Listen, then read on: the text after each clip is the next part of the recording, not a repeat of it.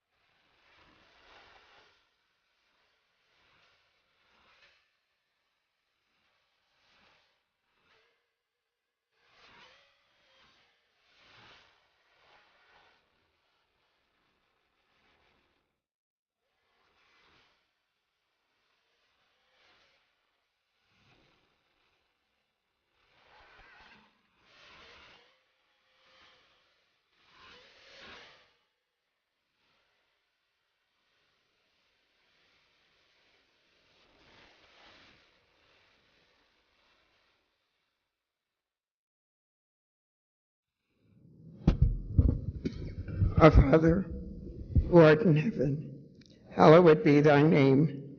Thy kingdom come, thy will be done on earth as it is in heaven. Give us this day our daily bread. Please excuse me, as we forgive others. Amen. Please forgive me, I have a dreadful cold. The pledge. I pledge allegiance to the flag of the United States of America and to the republic for which it stands, one nation, under God, indivisible, with liberty and justice for all. Madam President, in accordance with the New Jersey Open Public Meetings Act, adequate notice has been provided to the Star-Ledger, the Jersey Journal, and to the public at large establishing the date, time, and location of this meeting. May I have a roll call of those present, please? Gonzalez. Present. James. Present. McCallum absent. McGuire absent. Osborne absent. Donna. Here. Rainbow. Here. President Trump. Present. Mr. Clerk, two more council members have joined. Present. McIver. Present. Thanks, sweetie. I'm good. On the agenda, Council of the Whole to accept the reports of the boards and reports and recommendations of the boards and commissions. Roll call. Amador. Absent. Gonzalez. James. Yes. McCallum. Yes. McIver. Yes. Osborne absent. Donna. Yes. Yes. President Trump. Yes. Ordinance in public hearing, second reading and final passage. 6 PSNF-A is it the amended bond ordinance for the school system at the request of the administration. Council of the Whole to defer action at this time. Roll call, Mr. Clerk. The public hearing will remain open. This will be for the 23rd. Amador absent. Gonzalez. Yes. Yes. McCallum. Yes. McIver. Yes. Osborne, absent. Quintana. Yes. Ramos. Yes. President Trump. Yes to defer. Next item, Mr. Clerk. B is an ordinance amending Title 23 Traffic, Chapter 5 Parking, Stopping, and Standing Generally, Subchapter 13 Handicapped and Reserved Parking Spaces. At the Council of the Whole to amend. I'd like to, Councilman Ramos. the absence of Councilman Amador as a co-author of this, I'd like to move it. Second. Roll call. Ramos Quintana. To amend. Commodore, absent. Gonzalez. Yes. James. Yes. Yes. McIver. Yes. Osborne, absent. Quintana. Yes. Ramos. Yes. President Trump. Abstain. Now, the same mover and second to. Mr. Clerk, let me make my abstention clear. It is not that I am not supportive, I just wasn't in the meeting yesterday. Same mover and second to adopt as amended. Yes. Commodore, absent. Gonzalez. Yes. James. Yes. McCallum. Yes. McIver. Yes. Osborne, absent. Quintana. Yes. Ramos. Yes. President Trump. Yes. Madam President, Yes, Councilman Ramos. in the absence of Councilman Amador, I just want to thank my colleagues here for supporting this amendment. We obviously take great pride as a city in providing accessibility to those residents who have disabilities, and I believe the intent of this ordinance is to ensure that when it comes to the privilege of having handicapped parking, that those residents who have disabilities, in fact, have an opportunity to secure, the parking privilege. We've all been witness and are, have been able to see firsthand in many of our wards some of the abuses that happen. This basically creates some additional checks and balances in the system, but at the same time maintains the fee at the level that it has been in the past. So it's not an excessive licensing fee, but it does add some verification of the medical condition in order for us to process the request for handicap parking. Anyone else? Councilman?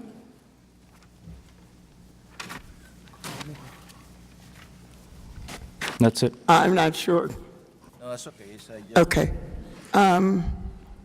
Next item, Mr. Clerk. Madam President, motion Council of the Whole to change the order of business to consider 7R2B at this time on page 11.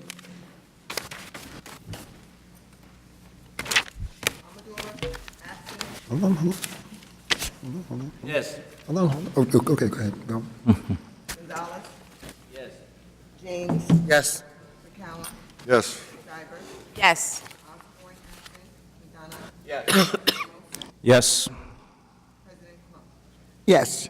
Madam President, 7R2B is the companion for 6 PSNFC, which we were about to consider on page 4. 7R2C is a resolution pursuant to New Jersey law which sets forth the reason for the adoption of an ordinance of the Municipal Council by the City of Newark, amending the Newark zoning ordinance for Title 61, Chapter 1 through 5 of the Municipal Code to create an MX3 zone which will allow a blend of high-density residential and commercial use, which is inconsistent with the land use element of the City of Newark Master Plan.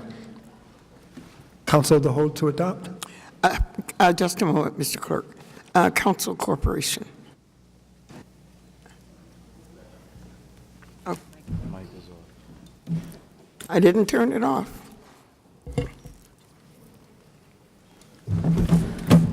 Is it on now?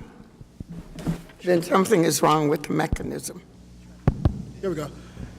Thank you. Good afternoon, Kenyatta Store, City of Newark Corporation Council. So as mentioned a few moments ago, the item that you just voted on was the resolution in support in reference to the MX3 document, which is necessary for us to accept if we're going to even consider the adoption of the MX3 ordinance. And, you know, as the clerk has mentioned a few seconds ago, the planning board actually had an opportunity to consider this item some time ago in November and December. Their role is to first see if there is any inconsistency with the master plan. As mentioned a few moments ago, they did indicate that part of it is inconsistent with the master plan. Actually, and I'll note that they said that the board will be remiss in its duties if it did not acknowledge that the building height and development density permitted by the MX3 ordinance is inconsistent with the land use element of the master plan. With that said, the zoning board, planning board has an opportunity to send it back to us with recommendations. And at this point, you have an opportunity to now acknowledge that it is inconsistent and then use the record for the recommendation ordinance, the resolution that you just voted on, for your reasons. And as mentioned in the actual document, there are a number of reasons for why we think, despite the fact that it is inconsistent, that we still should consider it. It speaks to a number of things. Of course, it speaks to the change in Newark since the master plan was done. You know, unfortunately, back then, we were going through a crisis with, you know, people being laid off and things of that nature. Thank God we're in a better space now, where we have a number of new developments here, but more importantly, new businesses here. We speak to, for example, Panasonic, Prudential, you know, M&M Mars, Whole Foods, Audible, and that's just a few. There are a load of new opportunities that have come, including, you know, a number of jobs, and as a result of the increase in jobs, thank God we do have a change in the unemployment rate. The unemployment rate has changed.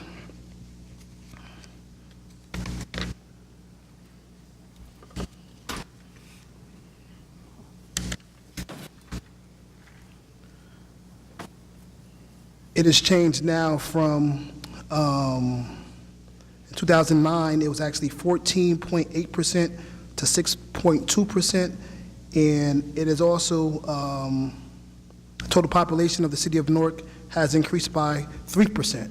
So my point is, things have changed, and you know, we're fortunate to be in a space where many other people are not, but as a result of that, people should have the opportunity to live where they work.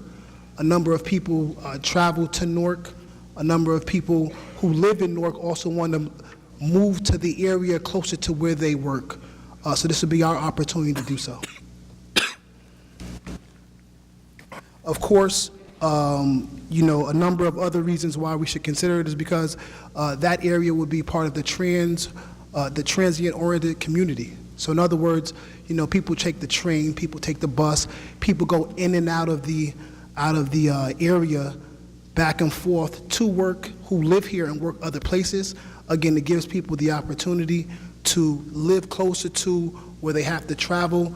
You know, everybody, you know, doesn't have a car, but it's similar to New York now, right? People want to travel very quickly. They have, you know, Uber and have Lyft and things of that nature, where people have to have a car nowadays, and they don't necessarily have to have parking spaces and things of that nature.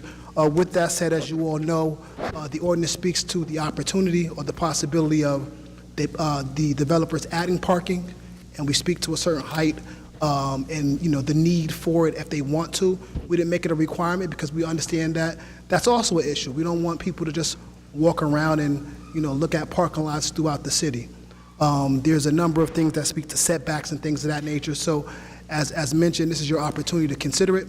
Thank you. Madam President, if I may ask a question of, Yes, Councilman would Gonzalez. would this project be subject, or the projects be subject to the inclusionary zoning? So, yes, the inclusionary zoning ordinance will be amended to make sure that the projects, because I did notice that there are some issues with the inclusionary zoning ordinance, to make sure that The projects that come forward will be included. I just have to go through the process of amending the ordinance. And of course, as you know, the ordinance speaks to affordable housing and giving the opportunity. Precisely, that's my point. It's that these buildings will provide affordable housing for the residents of the city. Yes. Any other comments or questions of Clerk Counsel? Mr. Clerk? Done the roll call.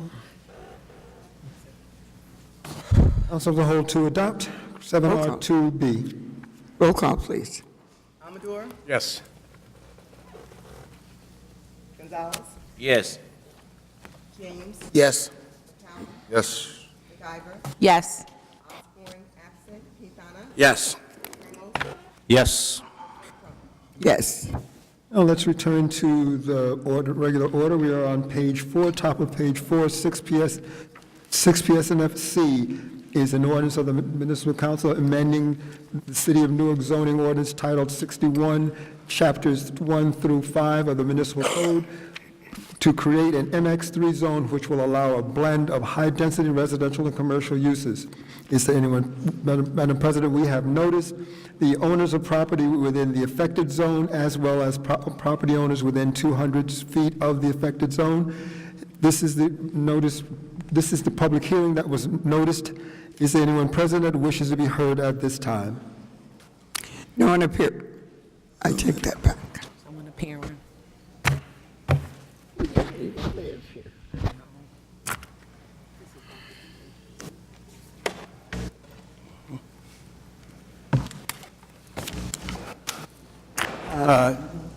Are you ready? Please state your name and address for the record. John Goldstein, 171 Van Buren Street, Apartment 11, Newark, New Jersey. Council members, we've been talking about MX3 for quite a while now. The city administration has made the argument that transit-oriented development belongs in this zone. What they haven't talked about is the very fragile microeconomy that also exists in this zone.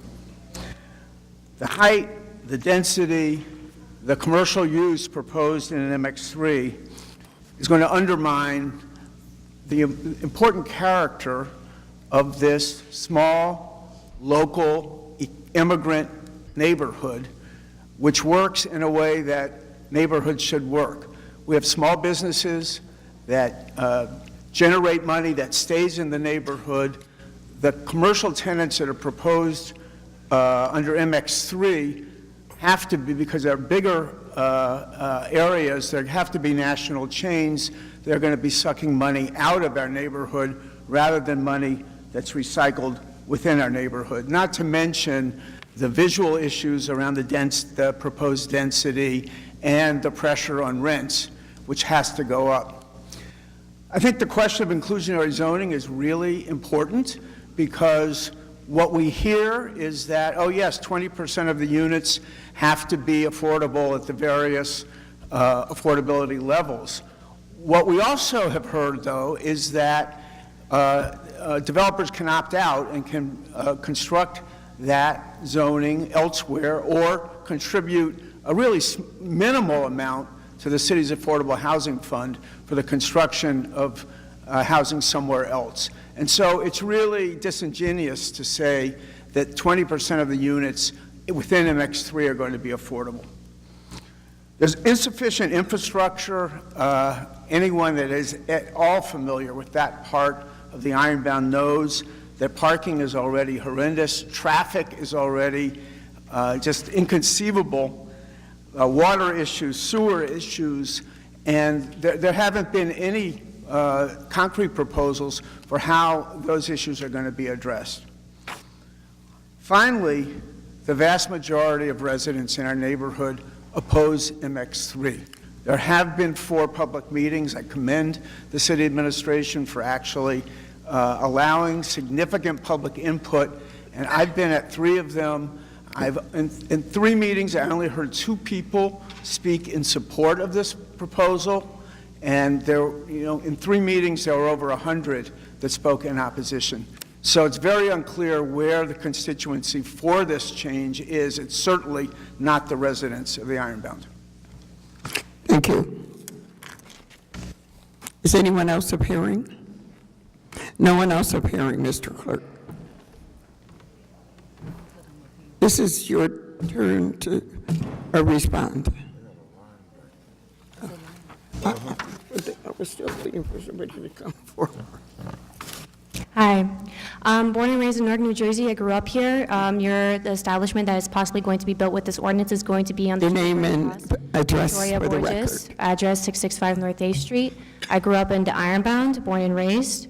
The establishment that will be built is right across the street from where I grew up, so this is very personal to me. But I'll start on. Slow development is still better than fast development. That leads to the displacement of vulnerable populations. Last time I was attending one of these meetings, I mentioned that we were not against development. We are against gentrification.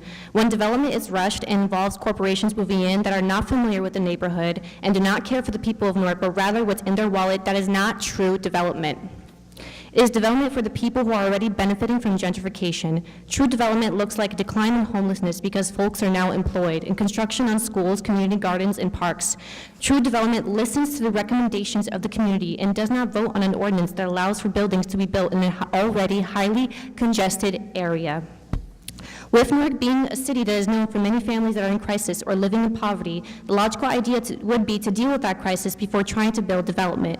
If development is built that does not accommodate vulnerable populations, more crisis will be created. In the second volume of the master plan, it states that with the increase of housing units, there has also been an increase of vacancy rates.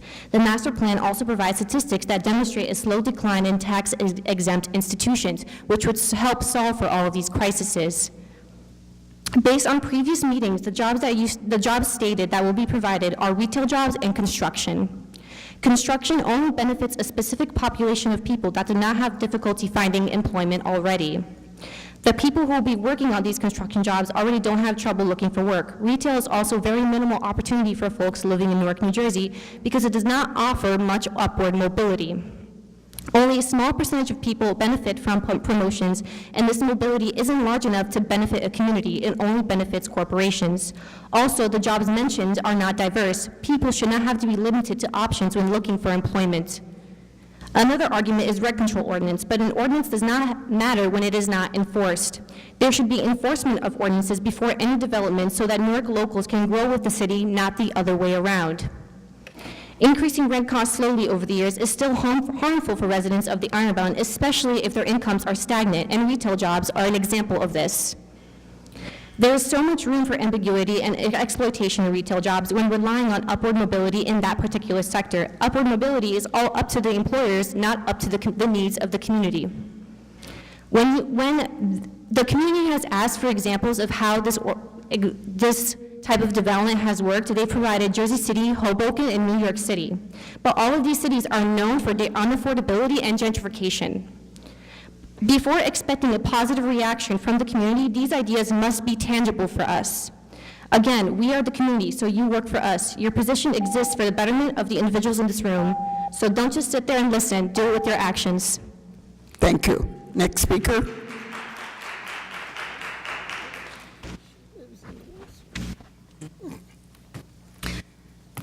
Good afternoon. Good afternoon. Nice to see everyone. I'm Terry Seuss. I live at 100 Alexander Street in Newark.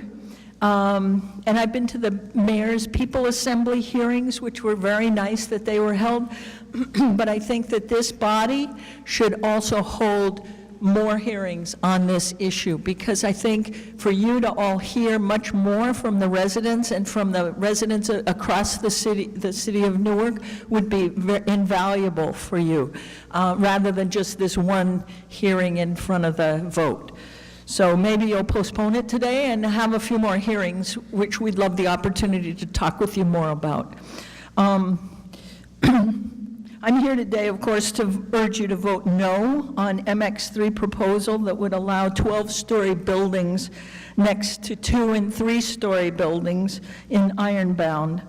And I'd like to show you a few pictures of what this means. I recently spent a little time in the town where I grew up, which was Seattle, Washington.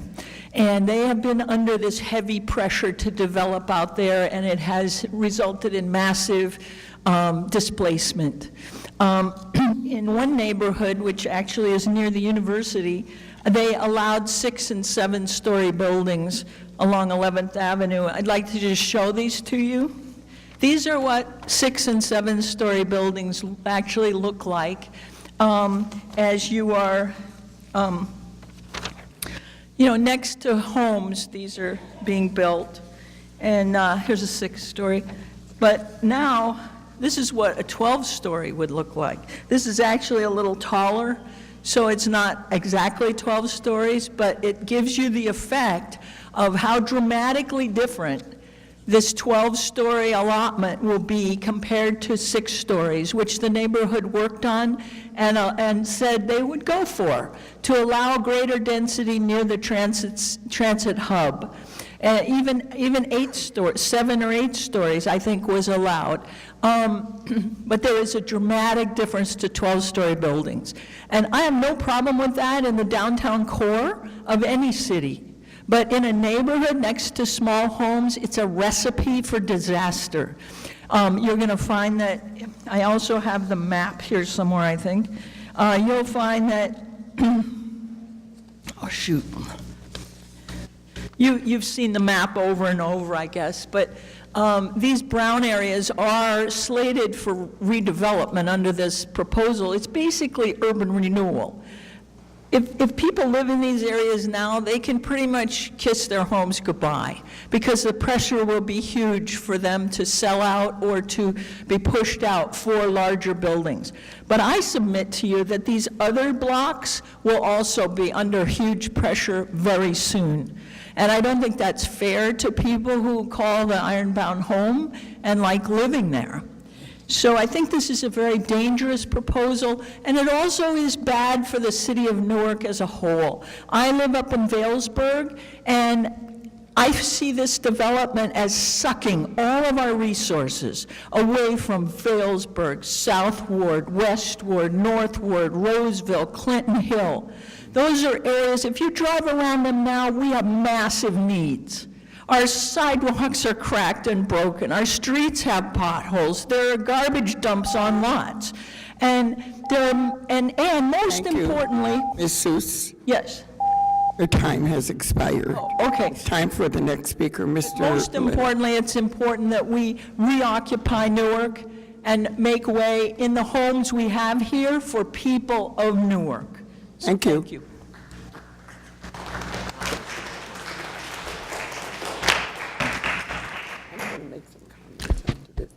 Good afternoon. My name is Leonard Thomas. I live at 22 Psalm Street in the Ironbound. I'm here to ask you to vote no on this. The ordinance that we are looking at now, it is a repeat of the ordinance or the type of experience we had before. Many of you were actually here in administration and city government at the time when we took out the high-rise residence. At the time, the city administration found that these high-rise residents did not engender good community. They engendered people to be more violent towards each other, less tolerant of each other. They were problems, and that's why they were destroyed. That's why they were taken down. The residency with its high density did not work. Right now, we're holding up these carrots and saying this is a great idea. You're saying there'd be jobs there, but the jobs that they're talking about are low-paying jobs.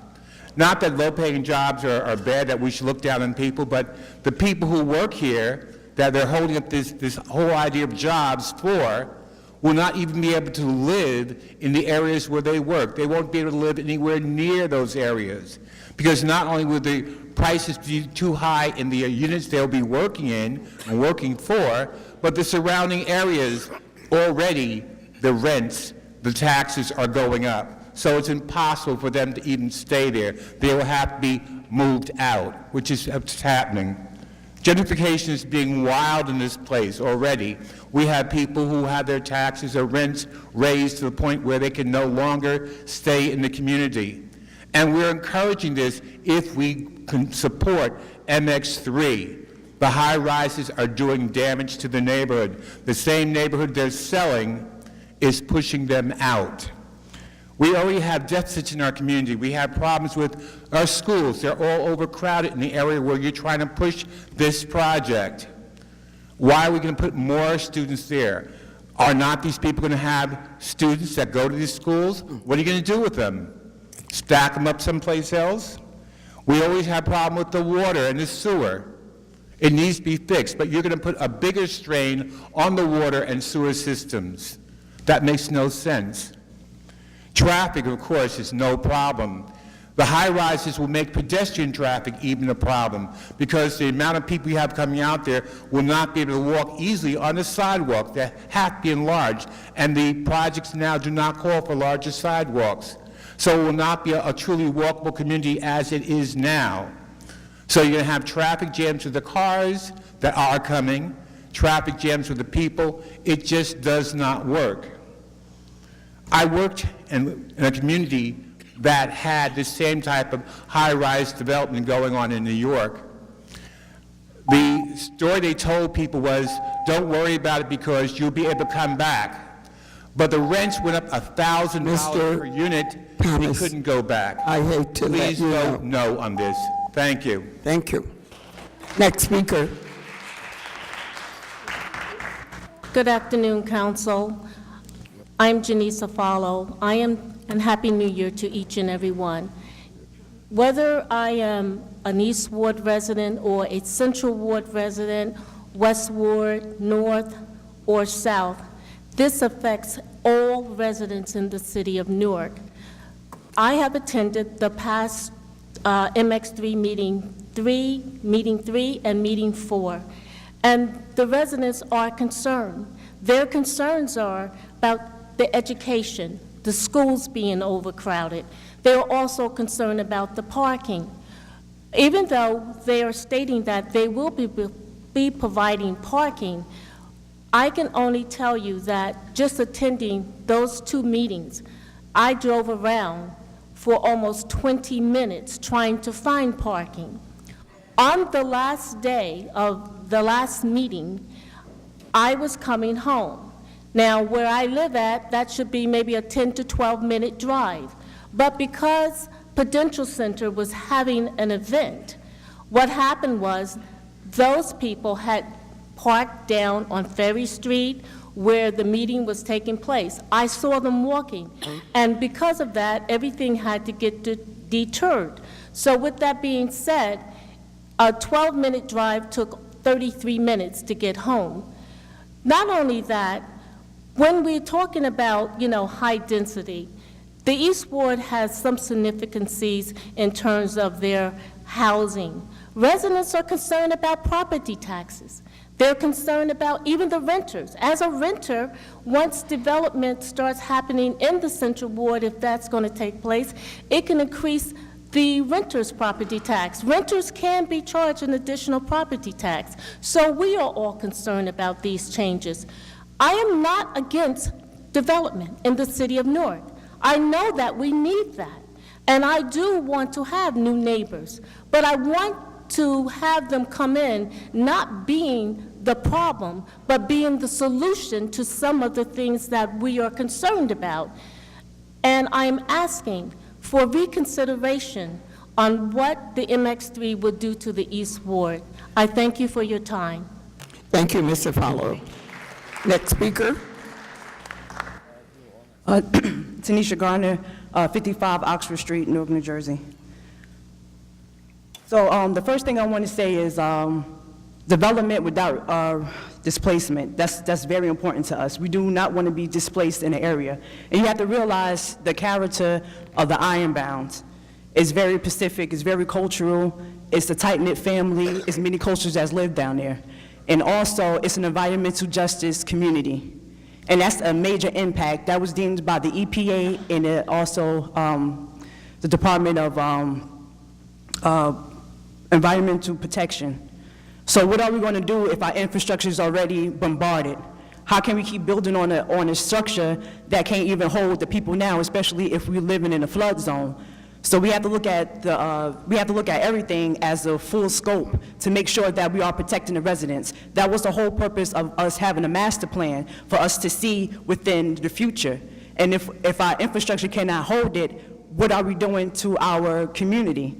So we have to take a look at, one, the master plan says it's only supposed to be 8 stories. So why can't we just have it at 8 stories? So I'll vote no to the 12 stories. We went to many meetings, especially last year, when they proposed it for 20 stories. The community came out, we said no.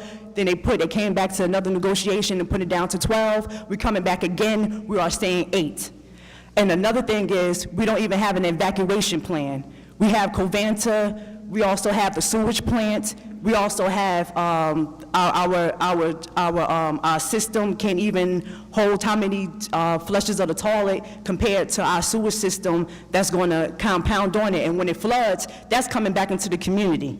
So what are we going to do to make sure that our community and our residents are safe? We need to rethink this plan and find out ways that we can strategize to make sure that it's the best interest. And especially with Terrell Homes going through what they're going through, what's going to happen if they close that down? We already had like over 11 different projects that's already built in that I guess the rates for the rents are over $1,000, $2,000. If you look at the median income within the city of Newark, it's only $34,000, and a lot of us cannot afford these new luxury apartment buildings. Yes, you might say we have inclusionary zoning, but inclusionary zoning is only a part of a set-aside. We need to build for the community, and what has happened to the funds that's supposed to go into the affordable housing? What's happening to it? We need to really think about and really strategize how we want to protect low-income housing, medium income, and also high income. And these corporations need to pay into it, because it's crazy, especially if you look at it on a broader scale, and how America and around the world is being affected. And the only reason why jobs are not here, because they was outsourced. So if jobs keep being outsourced, how are people going to live? How are people going to be able to survive? So I think we need to look at it as a whole collective, as a world issue, and as a city issue, and as a nation issue, and as a human issue. Thank you. Because we have a human right to live. Thank you. Good afternoon. My name Good is afternoon. Jessica Valladolid. I'm from 23 Tiffany Boulevard. Mi nombre es Jessica Valladolid. I'm going to be speaking in English and Spanish. I'm representing a group called Mujeres Activas in the East Ward of the Ironbound. Estoy representando a un grupo que se llama Mujeres Activas en el este del Ironbound. Tenemos muchas preocupaciones. We have a lot of concerns concerning MX3.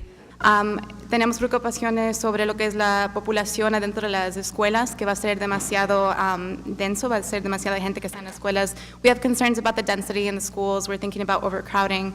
Tenemos preocupaciones de lo que es la contaminación, especialmente en el este de la Ironbound. Tenemos muchas preocupaciones de lo que son las factorías, la contaminación del aire y del agua. We have a lot of concerns about environmental issues, such as the contamination of our air through Covanta and through pollution, through our waste management systems, through flooding, through all of the factories that are especially saturated in the East Ironbound. We also have concerns about just the changing face of the Ironbound and what people are used to in their community. Tenemos preocupaciones de cómo se está cambiando la cultura de nuestro centro en el Ironbound, o cómo se parece la cultura de esta sección de Newark. También estamos pensando del tráfico, estamos pensando de cada vez que llueve y se inunda el este del Ironbound, qué va a pasar con las inundaciones. We're worried about traffic, but not just that. Every time that it rains, it floods, and we're worried about what's going to happen with this flooding, already knowing that it happens so often and so quickly in the East Ironbound. So this is all concerns from, people that work here, live here. I myself work here and live here. So I thank you for your time and attention, and the whole point of this is that we're saying no to MX3. Thank you. Thank you.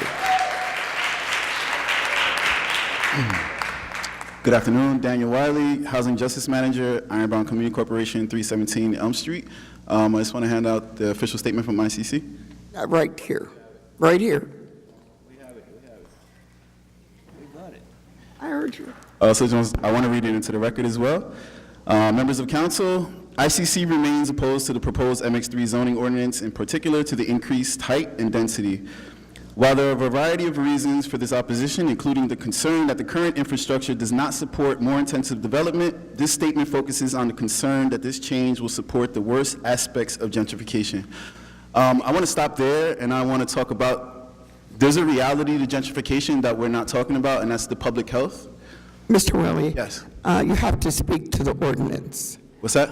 You have to speak to the ordinance. So I'll continue It's a this. public hearing on the ordinance, okay, all right. not on another issue. All right. So we have no doubt, nor does not most of the literature and documented experiences, that increasing the number of market rate units in the neighborhood readily leads to higher rents overall in the same neighborhood. Through increased height and density, this ordinance enables more units to be built, and as we have seen from proposed and planned projects in this area, new developments will likely primarily consist of studio and one-bedroom units, further intensifying development. Since the intended market rate for these units is clearly beyond the financial means of most Newark residents, these projects would gentrify and likely promote higher neighborhood rents and therefore displacement. And as we have said before, while MX3 may initially gentrify Ironbound, other city neighborhoods may not be far behind. Together, we must stop this from the start. There may be a mitigating factor that accompanies the proposed ordinance. All projects in MX3 are covered by the inclusionary zoning ordinance. However, this will only be mitigated if the mandated affordable units are built on site. If not, the worst aspects and outcomes of this ordinance will be realized. Developers get a free ride to an enhanced profit margin, and the neighborhood is left holding the bag of gentrification and displacement. The city under Mayor Baraka has done a great job of promoting and supporting equitable revitalization, and ICC has been both appreciative of this and proud to have worked with the mayor and his team on these initiatives. We have intended to continue this work in collaboration. However, this ordinance does not meet the goals of ICC, nor do we believe that it supports the mayor's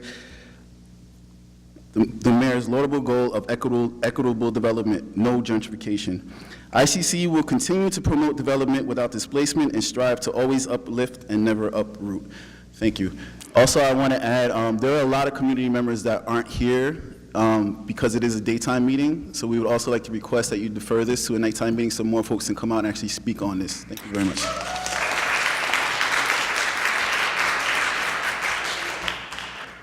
Just to remind everyone about Mr. Wiley's comment, this discussion has been going on for months. I don't want anyone who was watching the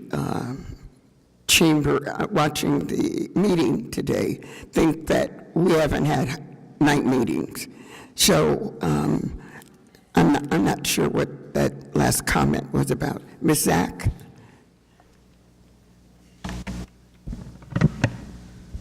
Nancy Zach, 272 Walnut Street, Newark. In the Ironbound for 45 years. When I came to the Ironbound, what made me stay? The look, the walkability. It was charming. The stores, the different cultures, and the friendly and tough people of the neighborhood who had actually gone through a whole process to repair their neighborhood when it had fallen on some hard times back then. And they were able to get the houses. We used to joke that it was the aluminum siding capital of the world, but you know, it brought it to looking better. People did that together, and they have invested a lot of time and their own money, of course, over the years in their homes. So when we talk about these large buildings or making Ironbound into Hoboken, people get upset because the look and the feel is going to be different. I'm pretty sure most of you have read Root Shock, the book by Mindy Philolove, and she talks about the emotional attachment that people have to neighborhoods. And I am one of those people that has an emotional attachment. I have seen some of my Portuguese neighbors cry because they are feeling that they are being driven out.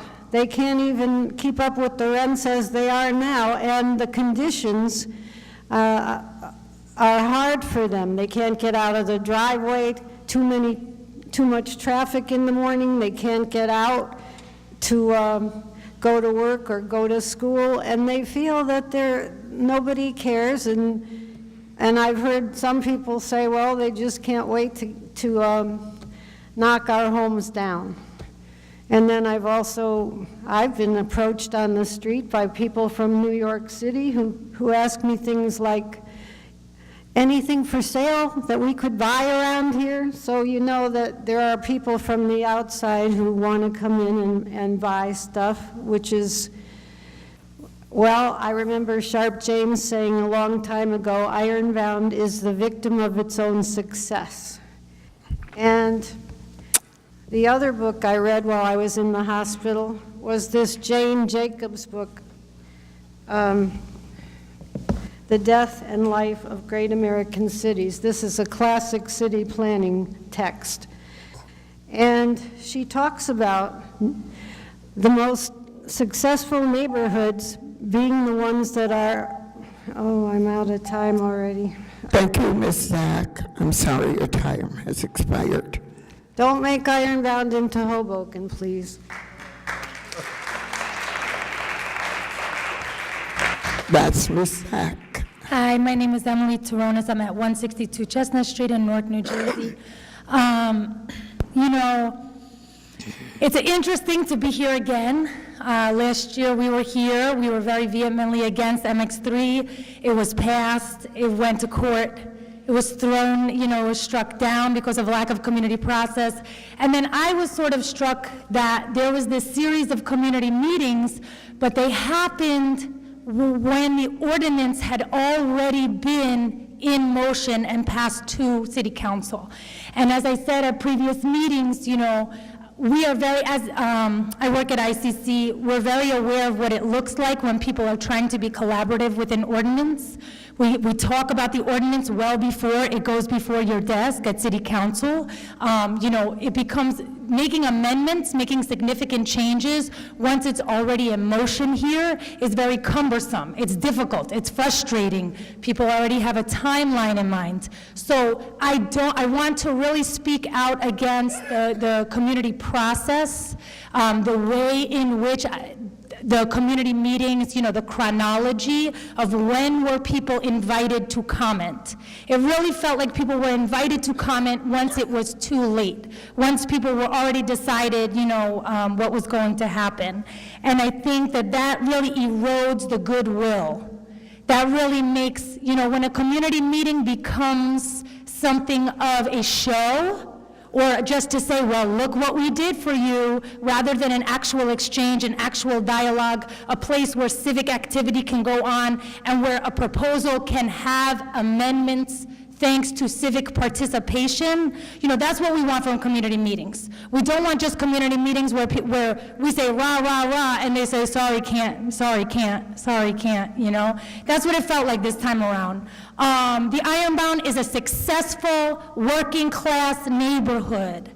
That this is like dynamite going into it. We got a place in the New York metropolitan area where people of color can still afford apartments. And that right now is like it's becoming an artifact.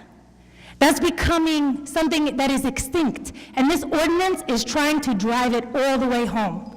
The Ironbound section is something that in this area, in Jersey City, in Hoboken, in Brooklyn, if you look at Williamsburg looked like the Ironbound section not too long ago. Right? And so for people who are in a position to make profit off of this looks like a good venture. And for the majority of folks who live in the neighborhood, and all we want is to send kids to school, to be able to afford rent, to continue building a life and living a life here, you know, this is pretty tragic. So, thank you. Thank you. Thank you.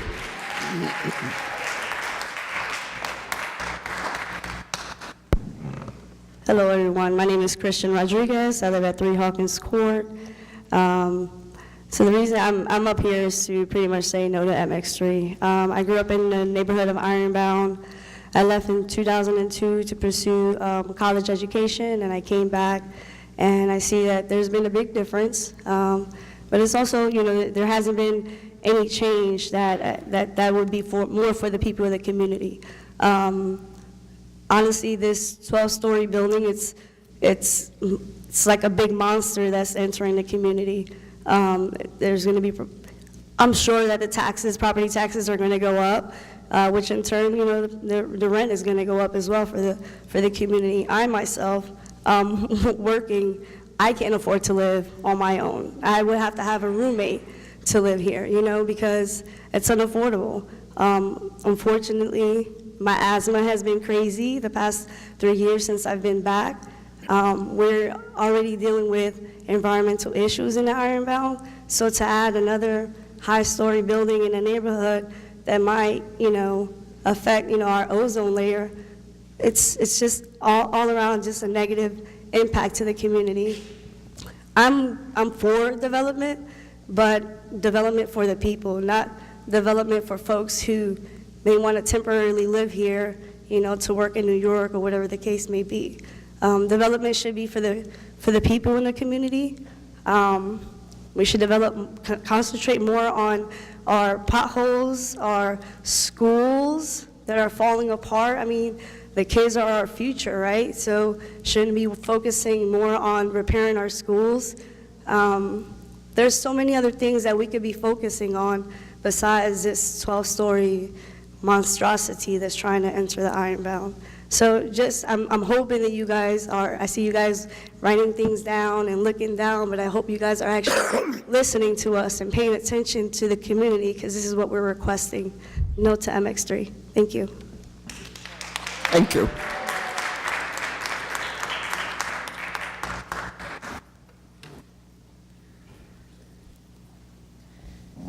Good afternoon. My name is Melissa Miles. I'm at 135 Tichenor Street. I also work for Ironbound Community Corporation, and this is not exactly my area of work. I didn't plan to say anything, but at this point I feel it my civic responsibility to speak my mind on this. So, first off, no to MX3. 12 stories in a neighborhood like the Ironbound, I agree with many folks who've stood here before, is actually disastrous to the fabric of the community. I've been in Newark for about 12 years or so, maybe more, but I'm a native New Yorker.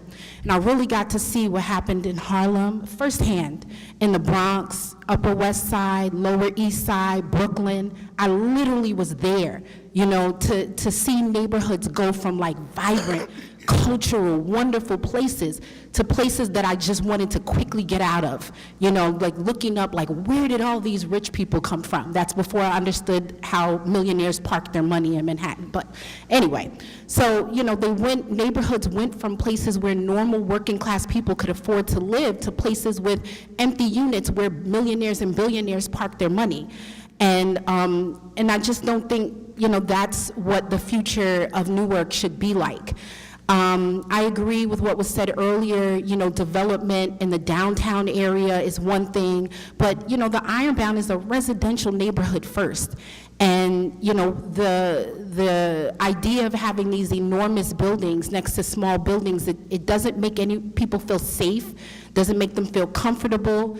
You all are very much aware of the environmental issues in the Ironbound. It doesn't address any of that. I mean, I just feel like the congestion that we are going to be facing is just going to make living in the Ironbound a nightmare. And it can already be pretty bad at moments. That's the sort of all throughout Newark, any metropolitan area.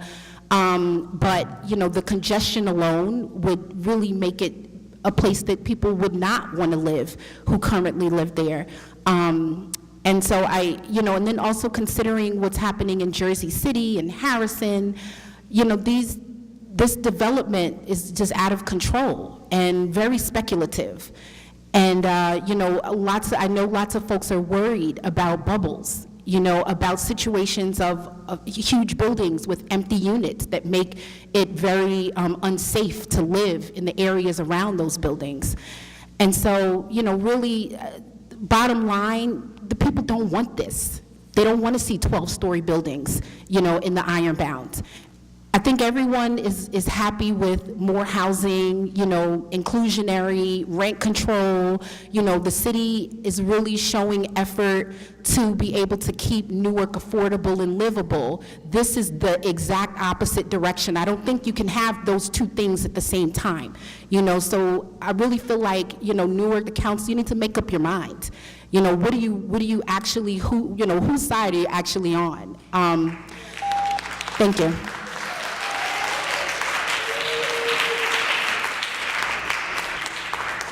Mr. Powell. Good afternoon, Council. Madam President, my name is James Powell, P-O-W-E-L-L. I'd like to make a few personal notes and then release a statement or speak to a statement that Plan Newark has issued to you. So as you may or may not know, I've been to all of the meetings with the mayor, the Corporation Council, the city planners, and as well as the 4 People's Assembly meetings. So I'm very well versed in all of the issues. I've discussed them all, and my personal opinion is that while I'm for developing that area up to 10 stories, the ordinance before you today is just too much for that specific area. In other words, between the tracks and the fabric of the existing ironbound. I think it's too tall. There'll be too much strain on the infrastructure for the city, especially in the realms of traffic and sewage. And it also, as some of the other people have mentioned, to me, has the potential to destroy what's great about the neighborhood, both the fabric as well as the rents. So I urge you to consider amendments such as maybe stepping down the heights of the buildings away from, from the tracks into the ironbound, preventing blocks of street-level parking garages, full 6 blocks, mega blocks of street-level parking garages that'll destroy the life of the street, which is one of the goals of transit-oriented development, and maybe mandating that inclusionary zoning units are built in the zone itself, not passed off somewhere else in the ironbound, in the other wards, or just the money paid into the fund. So on behalf of Plan Newark, of which I'm a member, MX3 will not only affect the everyday lives of ironbound residents for years, but also sets a precedent for future zoning that will touch the lives of thousands of Newarkers. The city has made an effort to engage the public, but Plan Newark is disappointed in the results. Community stakeholders feel the process has been rushed. Meetings have occurred during the busiest holiday season of the year, and hearings have been held during the daytime, not the evening. And when I mean hearings, I mean council hearings, not the People's Assembly hearings. We know those were held in the evening. Often, notice of the meetings was given only days in advance. The city has heard specific and explicit feedback from many residents arguing against the amendment. Valid planning arguments made by the public were dismissed by the city's planning staff. None of our critical concerns have been addressed by the planning staff, the board, or the council. From our perspective, it appears that the municipality is going through the motions to listen to Newarkers, but not incorporating the comments. The ordinance is inconsistent with Newark's master plan, as was acknowledged today and in the earlier thing that was passed. Plan Newark has offered suggestions on how the ordinance can be adjusted so that it is consistent with the master plan, but that advice has not been incorporated, unfortunately. Passing this amendment sends a message that the council is not listening to the concerns of its constituents. The council has had an opportunity to restore public trust in this process and craft an ordinance for a true pedestrian-friendly, transit-oriented zone. We are for development. The administration needs more time to correct the mistakes of the ordinance. Plan Newark implores you to vote against the ordinance or defer judgment until significant changes have been made to ensure a safe, dense, walkable neighborhood. Thank you. Thank you.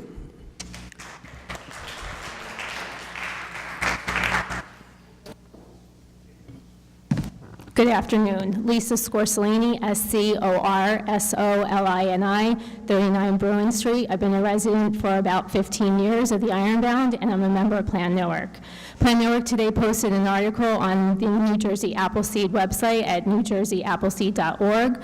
I'd like to just provide a brief synopsis of some of the points. I'm going to be speaking directly to the ordinance in terms of objective technical standards. I'm going to try to avoid passionate or emotional statements about what this will or will not do to my neighborhood.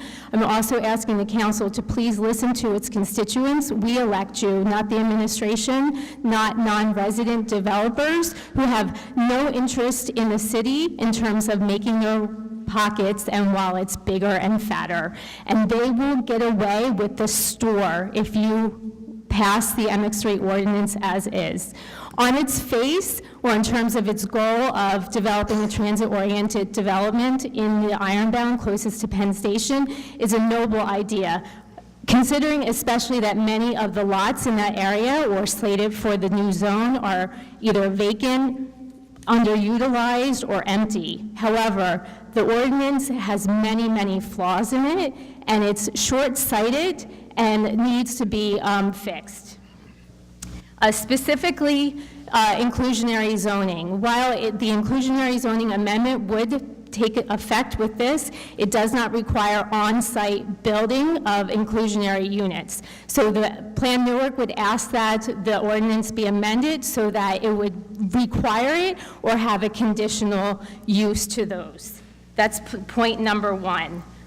Point number two would be that the process has been quick, non-transparent, and does not legitimately and substantively listen to the needs of the community or to our feedback. Despite the People's Assembly meetings that have happened over the past few weeks, as previously noted, they've been either with lack of real notice so that people can make it into their schedules to attend, or it's just been sort of like a top-down approach where the city states what they're going to do but doesn't incorporate any comments into the zoning ordinance.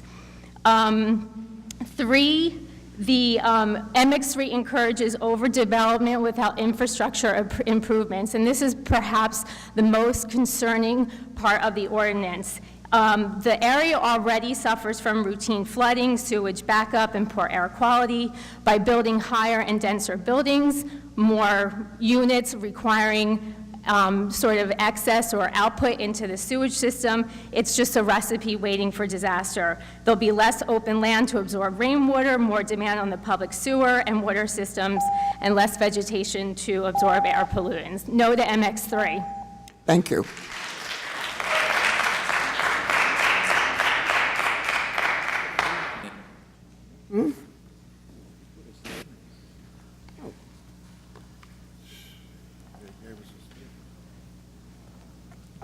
I'm sorry, Mr. Delafoe.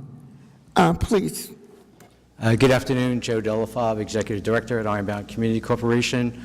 As always, I want to thank you for your public service and the opportunity to speak here today. Thank you. We remain opposed to this ordinance in its current form. Has been stated previously by a number of people. I want to make a couple of quick statements. First of all, we appreciate the city's efforts thus far, the mayor's leadership on equitable revitalization, his support and your passage of the inclusionary zoning ordinance and the right to counsel ordinance, among others. All those efforts are much appreciated and we think are in the right direction. We obviously have a disagreement over this and its impact. While attempting to promote development on properties, parcels that are unused or poorly used as parking lots and the like, we don't think this is the proper approach. The master plan, as was recognized earlier today, both respected the livability and the capacity of what could be developed in Ironbound, which led to the current zoning requirements. And this, in effect, not only is inconsistent, but it doesn't respect what capacity there is and what the negative impact would be on livability in the neighborhood. We're all for positive, equitable, inclusive development. But when the more you intensify development by greater height and greater density, and what we'll see likely is studio and one-bedroom apartments, that becomes even more intensive development. The more you add the market rate units to the neighborhood, the more pressure you're putting on rents outside of the immediate neighborhood right there. And this is what our great concern is over how this ordinance can lead to displacement within the neighborhood and also promote it citywide eventually. You know, there are opportunities here for compromise, as have been mentioned in the past. We appreciate the community meetings that have occurred, but we're not really sure as to what impact those really have on the drafting of this ordinance. In its current form, we think it's going to have negative impacts. For those reasons, we cannot support it in its current rendition. And we ask that you take a deeper look at this and indeed even meet with many of the people who have talked about this ordinance and what its negative impact would be, both within the Ironbound and within the city of Newark, because we have to always uplift, never uproot the people of Newark. Thanks very much. Appreciate it.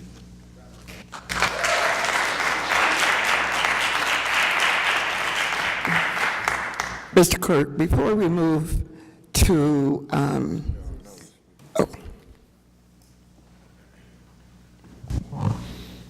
Good afternoon. Good afternoon. And first off, Happy New Year. Thank you, and ladies same gentlemen to on you. the council. I just want to underline. My name is, You're right. My name is I know, but there may be. I reside at 142 Union Street here in Newark, just a couple hundred feet outside of this MX3 zone. I just want to underline, you heard a lot of people against this ordinance today at a 12:30 council meeting when a lot of folks have to work. Whether people are against the strains on infrastructure to our streets, our water lines, our sewers, our schools, changing the character of the neighborhood and the walkability of the neighborhood. And probably most you heard about how this will accelerate gentrification and displacement here in Ironbound and later in other parts of the city. There's not one ward in the city of Newark that will be at risk of gentrification and displacement in the city because of some of the great things that are happening now. We got to ensure that these great developments benefit current residents too, whether we're talking about PATH station expansion in the South Ward or University Hospital in the West Ward, the Newark Bears Stadium and Orange Street development in the Central Ward or the Mount Prospect Corridor in the North Ward. Every ward will be affected by this, so we need to get this right. And Ms. Crump, I do understand what you said about there have been evening meetings in the past, but those have been hosted by the administration and Newark People's Assembly, and I thank them greatly. But these council meetings are essential, and this is the time when Newark residents and community members can have dialogue directly with you as our 9-person council body.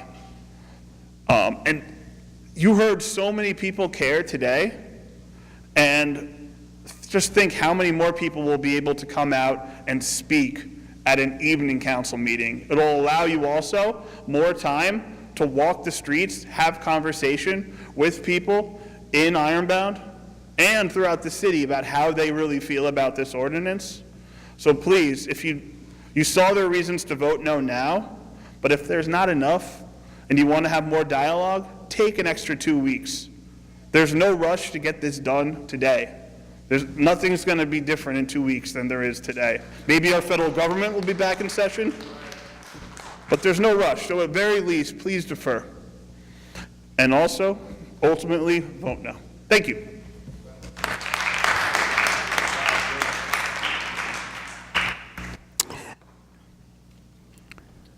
No other speakers? Motion. Mr. Clerk, before we move to the voting portion, I have a statement that I would like to make. I'm going to ask my colleagues to indulge me for about 2 minutes. For almost a year, we have had the opportunity to discuss and to rediscuss this particular ordinance. We've had meetings after meetings, and some have been productive, and some have not. I've been to those where those who are very passionate about this project have made their voice heard. But I need to share with you today that there are, and this is primarily for the viewing audience, because the impression is being made that the entire East Ward and Ironbound area supports this. That is not true. And I've kept my opinions to myself. I was going to do this yesterday. Unfortunately, I wanted to put my words on record. I am no stranger to the East Ward, and neither is any of the others who are sitting up here before you. We're no stranger to the East Ward. We love the East Ward. I got my start in the East Ward under Portuguese, African-American, Spanish people who decided that Mildred Crump was the one that we were going to support. We go to your community meetings, we attend your public safety meetings, we visit your senior programs, and we have a great time. We come to your houses. Many of you have invited us to your homes for birthdays, for christenings, and so the impression that the council does not care about what is going on in the East Ward is not true. What is also not true is there are those persons, and some of you need to hear this, there are those persons, and there are a significant number, because I'm in the East Ward at somebody's church at least every third Sunday, because I get invited. And I need to tell you, there are tons of people, a huge number of people in the Ironbound who support this ordinance. They don't come to the meetings. They're afraid. And one lady told me, she said, I'm afraid. I went to a community meeting, and she said to me, well, I'm afraid to stand up. She said, they might get me. I said, oh, no, dear, they can't get you. But there are those that are intimidated, and I use the word on purpose, intimidated by some of the persons who come before us and make their presentation. This is not all, but every now and then there is a threat, and that has got to stop. Those neighbors of yours who don't agree with you, it happens. It happens that the 9 of us don't always agree. And so whatever the outcome may be, it is not fair. And I want to thank Joe Delaval for acknowledging, at least some people acknowledge the fact that there has been opportunities to come together and find common ground. But I can't speak for my colleagues, but I resent the fact that people who come before this body and accuse us of not caring. I care, and I know of every single person who was there. I can also say this, and this has nothing to do with politics. There isn't a day that, and this is a compliment for Councilman Amador, your councilman, that somebody's not coming to his office and they're asking for help, and they ask where is his office and who shall I speak to. They receive quality service from your councilman's office. If we don't agree on every, cross every T and dot every I the same way, that's life. But please, do not come before us. I ask you, please do not come before us making your report and making your comments, and they're centered around the idea. The mayor cares about the East Ward. His administration cares about the East Ward. So please don't come before us. Present your case, absolutely. I used to be on that side of the podium, so I know. But be careful how you present the truth, the whole truth, and nothing but the truth. I'm sorry, so. Madam Mr. President. Clerk, I'm sorry, Councilman. Since I represent the area that is mostly affected by this ordinance, I think it's appropriate that I too make a statement. And going back to the beginning of this process, which took place about a year ago, and the way the ordinance was first written and the way it is right now, in terms of the support language that we have in the ordinance, we have come a long way. I voted against the ordinance the way it was presented the first time because I really believe that the public participation was not there the first time that the ordinance was presented. That has changed. And I can guarantee you one thing, that as long as I am the representative of the East Ward and the Ironbound, the character of the community will not change. I will do everything in my power, as I've done when the ordinance was first introduced, to make sure that the commercial, particularly, which will be extremely affected by any change we make, particularly the character of the commercial community of Ferry Street will not be affected. And that's incorporated into the ordinance. As a member of the Planning Board, I also have had the opportunity to recommend changes. As I indicated before, I voted against the ordinance when it was first presented approximately 6-7 months ago.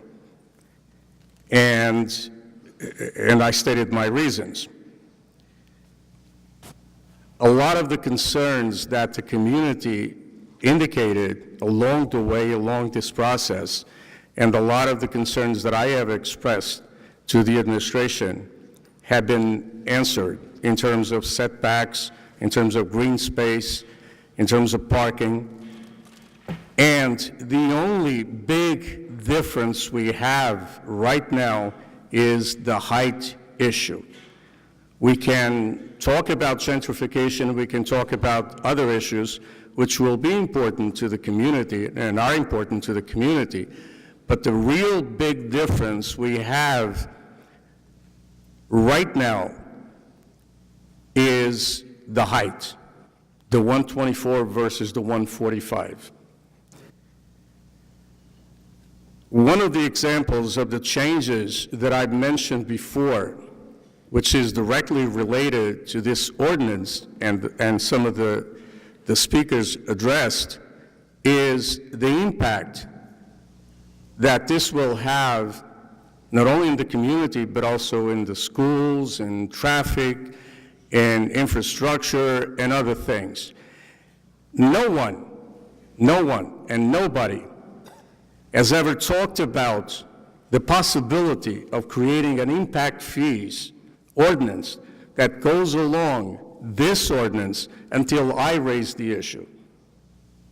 And that was never considered as a potential ordinance to be created until this came about. And now we're talking about and developing the concept of an impact fees ordinance, which will be presented very, very soon by the administration. That's a sign of change. That's a sign of moving forward. The reason why I was late, and I apologize, is because I was at a local business on Ferry Street, which is expanding its business because of lack of space right now. And that tells me something. That tells me that people have confidence in the community. They knew all about this ordinance, and they told me, make sure you say the right things. Yes, we probably will disagree on some of the things that are being proposed with this ordinance, myself and some members of the community. But my role is to lead. That's what the voters did to me approximately 6 months ago. We fought alongside myself and ICC and others. And I'm happy to see Nancy Zach back, because she's needed. And we fought alongside a lot of issues related to the quality of life of the community, especially environmental issues, which we still are dealing with. But there are times that we may disagree.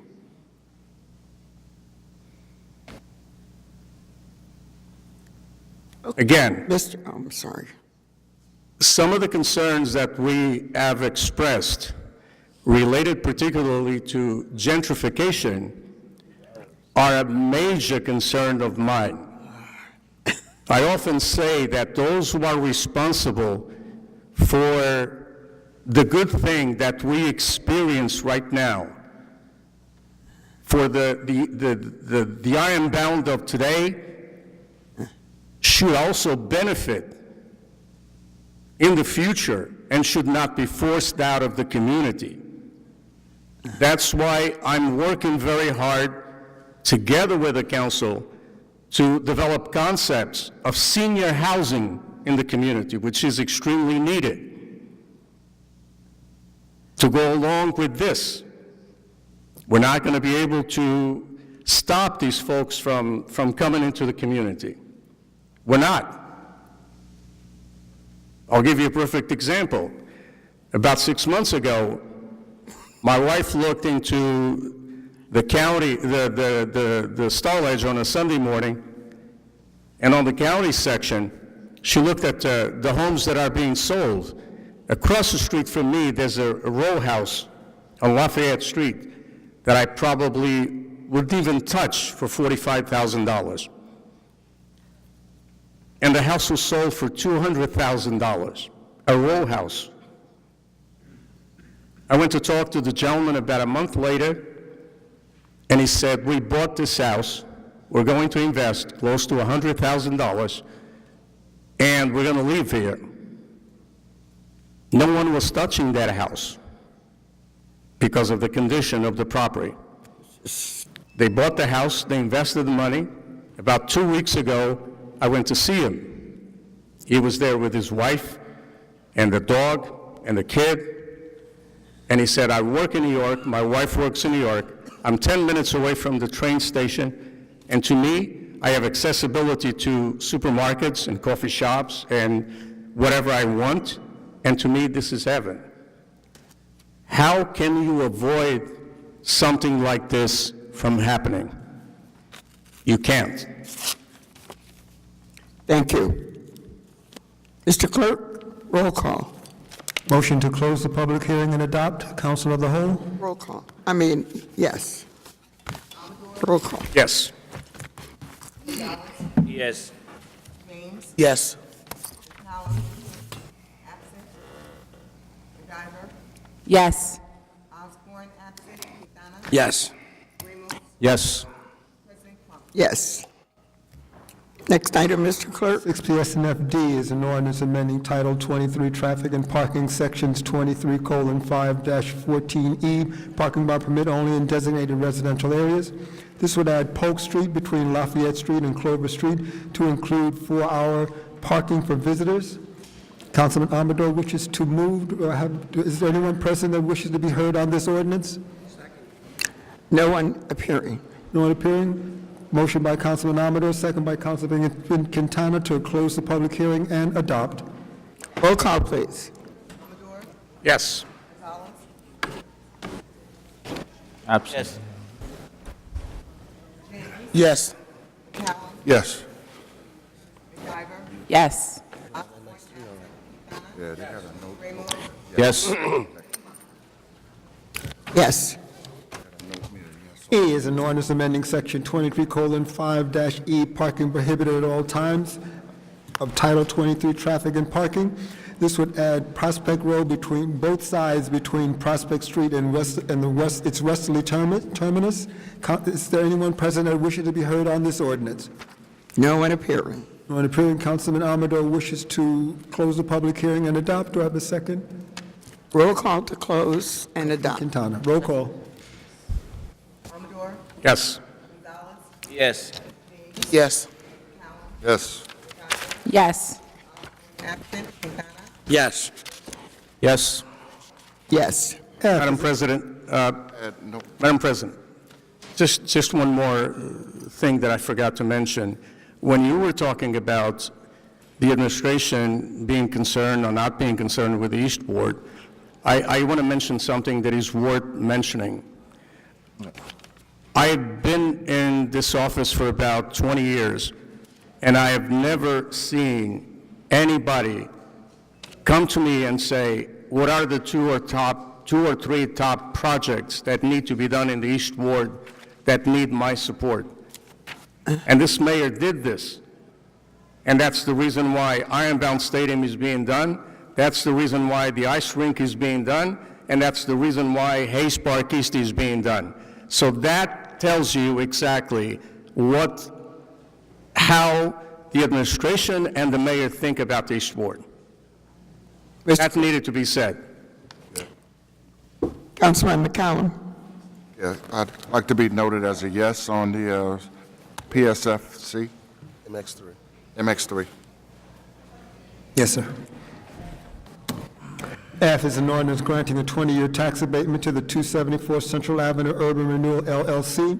This is for a project to rehabilitate and convert a vacant automobile repair shop into a multifamily residential use consisting of 21 market rate rental units located at 268-272 Central Avenue.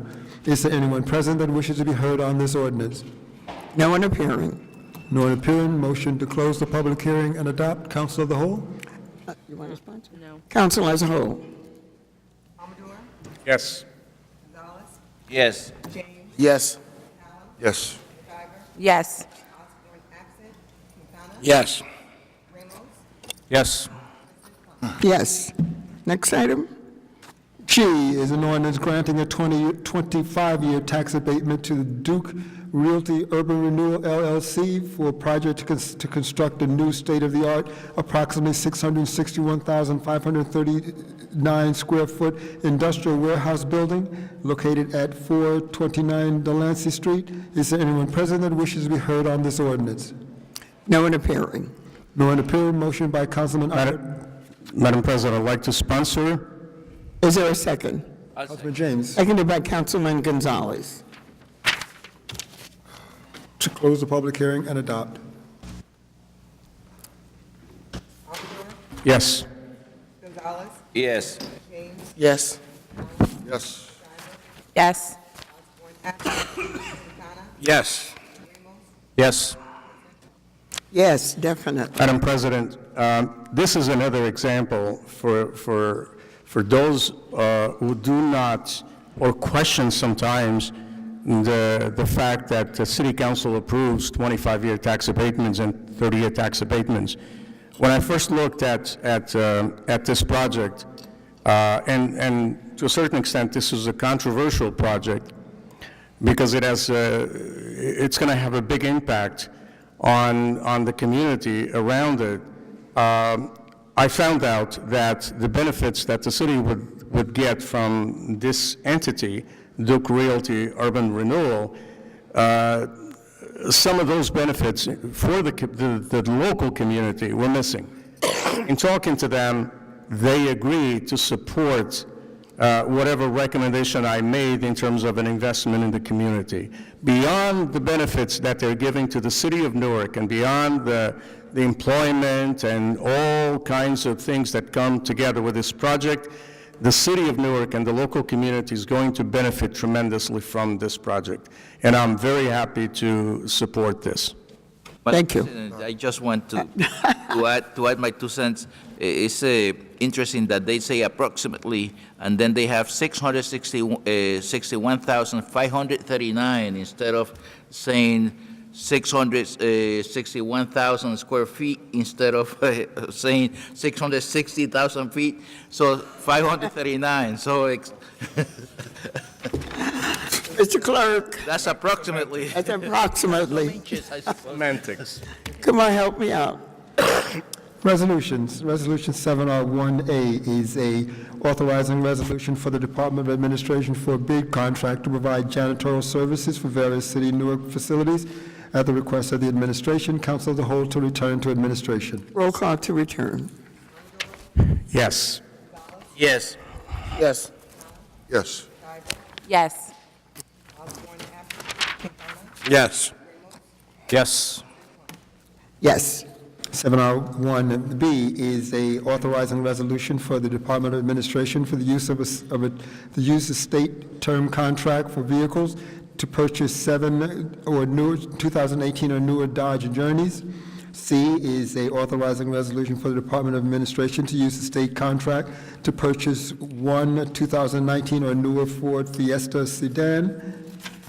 D is a authorizing resolution for the Department of Administration to use the state contract to purchase 1 2018 Dodge Journey. E is a ratifying authorizing resolution for the application and acceptance of grant funds to participate in the development and implementation of a regional resilience and action plan. F. Let's stop at Oh, I'm sorry. 2701E, Council of the Whole. You're to right, adopt. you're right, Mr. Clerk. Abstain. On all? Now, in the cars, the first three. E, C, and D, yes. Gonzalez, Yes. Yes. Yes. McIver, Yes. Osborne, absent. Quintana, Yes. Yes. President Trump. Yes. Next item. F is a ratifying authorizing resolution for the Department of Administration for a temporary emergency appropriation to provide funds for the operating expenses until the adoption of the 2019 operating budget for the City of Newark. Council of the Whole to amend this resolution and add an additional line for approximately $500,000 to this resolution. Roll call to amend. I presume you all discussed this yesterday. Yes. Yeah. Yes. Roll call to amend. Gonzalez, Yes. Yes. Yes. Yes. Yes. Yes. Madam President, once again, Abstain on this one. Councilman? because I was not around at the time, I want to be noted as a yes on the handicap parking ordinance Yeah, he should be listed as a sponsor also.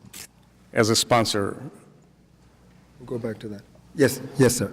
okay? Yes. Madam President, before we vote on Is there a second? on the amended resolution, I had two questions regarding the resolution. One was on page, You mean 1F? yeah, on the one that we're considering now. Yes. Yes, there was $708,750 amount that says double settlement. That, I understand, is something that we are providing, but we are not yet obligated to pay. That's a lawsuit that apparently is happening between the Devils and the city, and it's going back and forth. So we don't know if we are going to pay that amount, but we are providing for it.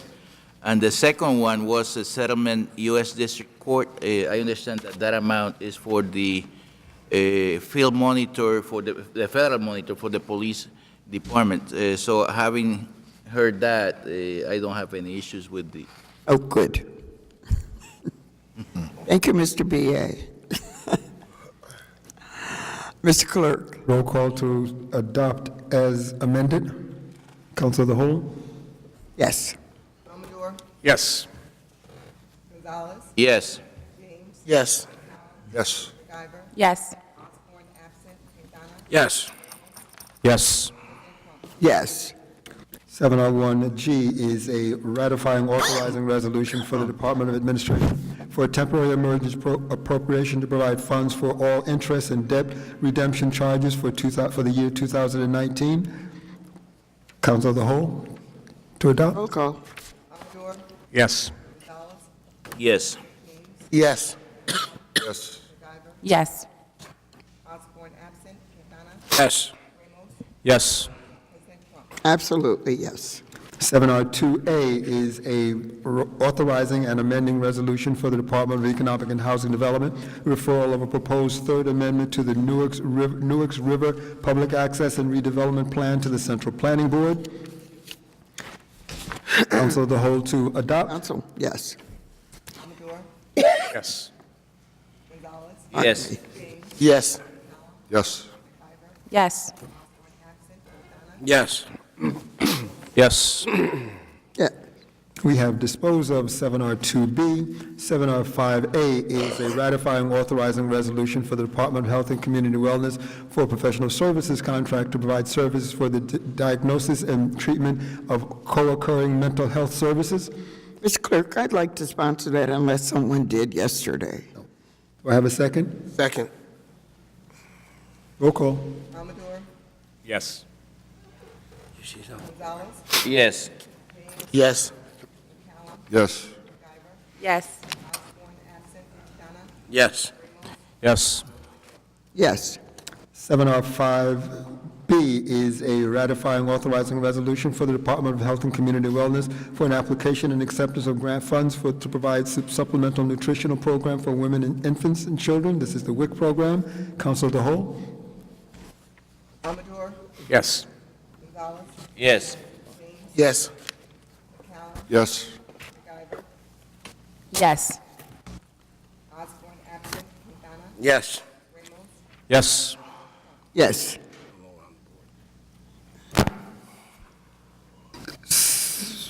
The next group of resolutions are professional services contracts. Thanks. Ratifying, authorizing professional services contract for the Department of Law. 7R6A is to provide legal services concerning conflict matters. B, provide legal services concerning labor employment matters. C, legal services to provide legal services concerning labor and employment matters. D, to provide legal services concerning labor and employment matters. E, provide legal services concerning labor and employment matters. F, to provide legal services concerning redevelopment and land use matters. G, to provide legal services concerning environmental counsel services. H, to provide legal services concerning litigation matters. I, to provide tax appraisal services. J, to provide legal services concerning workers' compensation. And K, to provide legal services concerning litigation matters. Councilor, oh, I'm sorry. It's a great. Mr. It's a great. Mr. BA. Yes, Council President Eric Pennington, the Business Administrator. I just wanted to bring to the Council's attention that the administration has sent out, by way of a memo, to each company that's going to provide professional services to the city. We have requested that they present us with their statement that they are committed to diversity to the extent that the city of Newark has a diverse population.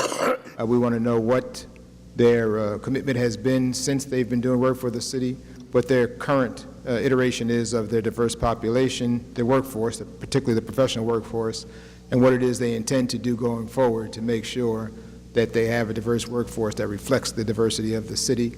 We're in the process of gathering responses. It does not affect your vote, and it doesn't affect us entering into a potential contract with these vendors, but it will affect how much we use them if they don't have a diversity commitment. I just wanted to bring that to your attention. Thank you. Mr. Clerk? Council of the Whole. Roll call. Amador, Yes. Gonzalez, Yes. James, Yes. McCallum, Yes. McIver, Yes. Osborne, absent. Quintana, Yes. Ramos, Yes. Yes. 7R6L is a authorizing resolution for the Department of Law for settlement of a labor matter. FOP. Council of the Whole. Amador, Yes. Gonzalez, Yes. Nebel. Yes. Yes. Yes. Osborne, absent. Quintana, Yes. Yes. Yes. 7R7A is a ratifying authorizing resolution for the Office of Mayor for professional services contract to serve as a per diem municipal public defender.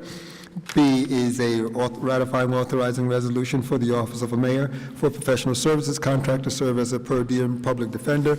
And C is a ratifying resolution for the Office of Mayor for professional services contract to provide per diem services, per diem public defender services. Council of the Whole to adopt. 2,300. Amador, Yes. Yes. Yes. Yes. Yes. Osborne, absent. Quintana, Yes. Ramos, Yes. Yes. 8A, 7R 8A are various recognizing and commending resolutions. 8B are various expressions of profound sorrow and regret. Council of the whole to adopt. Roll call. Yes. Yes. Yes. Yes. Yes. Osborne absent. Yes. Yes. Yes. To the added starter pages. 7R2C is a authorizing amending resolution for the Department of Economic and Housing Development to referral of a proposed ordinance to the Central Planning Board for formal review. This would add two additional alternate members to the Zoning Board of Adjustment and create a yearly schedule of 30 regular and 10 special meetings, and create a new position for Sergeant at Arms for the Zoning Board. Sergeant at Arms. Sergeant at Arms. Yes. And we vote twice. Mr. Clerk? Okay, I Roll didn't call. see that before. Roll call. Council of the whole. Amador, Yes. Yes. James, Yes. McCallum, Yes. McIver, Yes. Osborne absent. Quintana, Yes. Yes. Madam President, Yes. uh, Yes, Councilman. yeah, I believe that in addition to this, the zoning board stipend should be increased if they are going to have more meetings and They more get paid. responsibility. They get a stipend per meeting, so they Yes, but essentially. the total amount is like $3,500, I believe, per year. Well, That's true. so Yeah, yesterday We he- have discussed this. Madam President, could I say something here?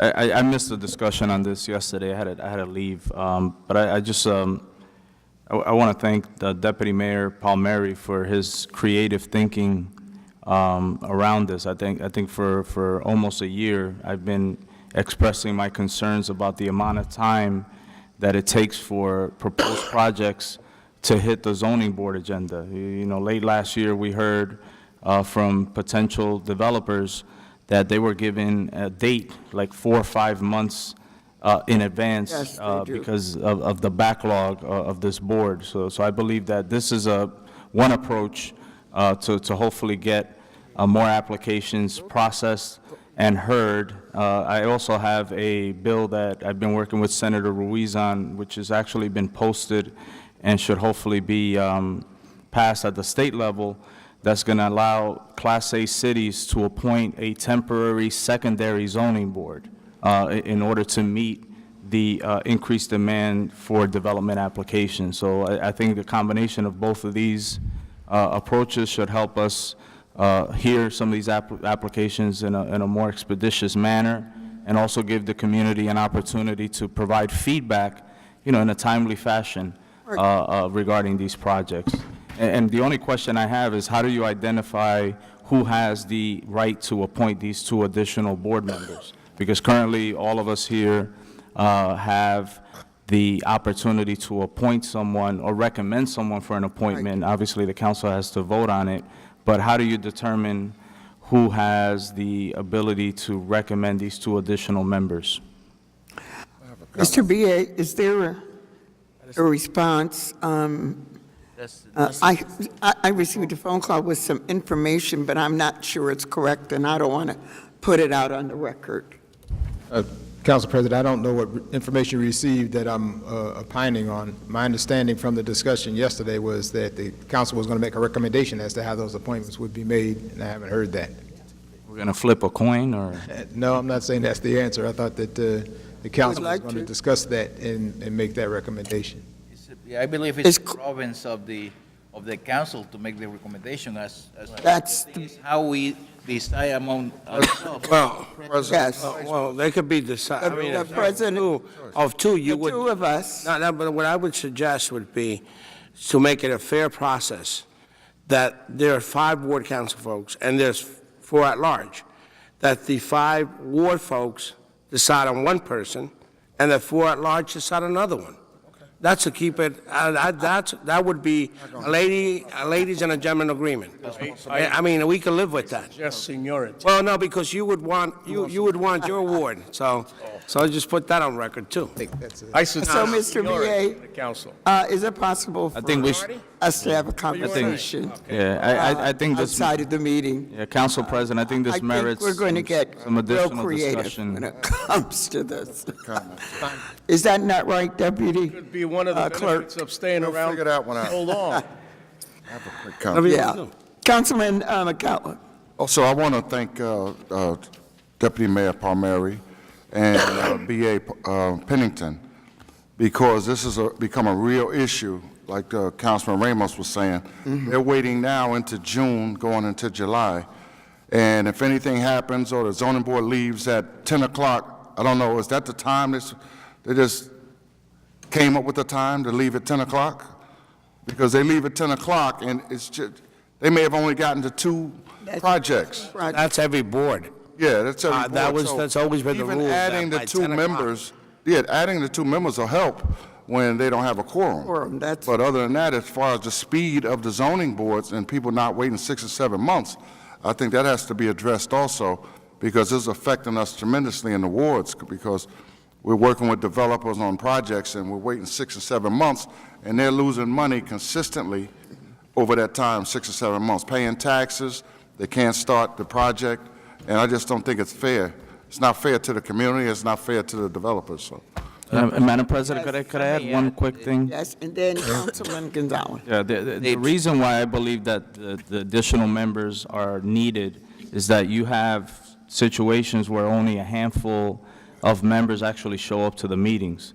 So as a result of that, there's some applications that unfortunately have to be withdrawn. And I believe through your chair and the clerk, we need to do an assessment of the attendance of some of these individuals that we're recommending for some of these boards and commissions. And there has to be some kind of penalty for someone who does not regularly attend the meetings. You actually have alternates who have a better participation rate on the zoning board than some of the permanent members. And I don't think that's fair. So we have to, through your chair and the clerk's office, get some information back over the last year or 18 months, who's actually been attending these meetings, which alternates have been more active in participating, and then everyone here can kind of reevaluate, and then we have to see, is there any kind of a penalty provision for those individuals that refuse to participate in these meetings? And there won't be a learning curve either, because they'll be familiar, Councilman, Madam President. with the, yes. I believe that, let's say, the delay in some of these hearings may kill some of the projects. Let's say you have financing online, let's say, for the project, and all of a sudden the interest rates go up, and you are penalized for, let's say, for not having the hearing on time. So, yes. And if have a percentage increase in rates, for projects of $1 million, $100 million, is a significant amount of interest rate being paid on that investment. So I believe that we have to be conscientious and make sure that these hearings are expedited. Councilman Quintana. Yeah, folks that would be appointed, right? We would have to word it that they will serve the term until the reorganization of not that say that at the 3rd year, these people would get reappointed for another 3 years, because it would not be fair for another council person who may be coming not to be able to appoint. So we need to look at that also, Mr. Clerk, to the possibility that we can make it when the term limit ends for that person, whether it be at the service, at the time of, and I can say with the department heads, different departments, when the reorganization of the mayor's At the office. pleasure of the appointing authority. But I heard yesterday that the Corporation Council indicated that was determined by state statute. I don't know if that's correct or not. That is state statute. So I believe that we have to talk to our delegation to make sure that language is incorporated so that absolutely the person that is appointed serves at the pleasure of the person making the appointment. So here now we have individuals that are serving that were appointed by people that are no longer serving. So I believe that that's not fair and that should be changed. Yeah.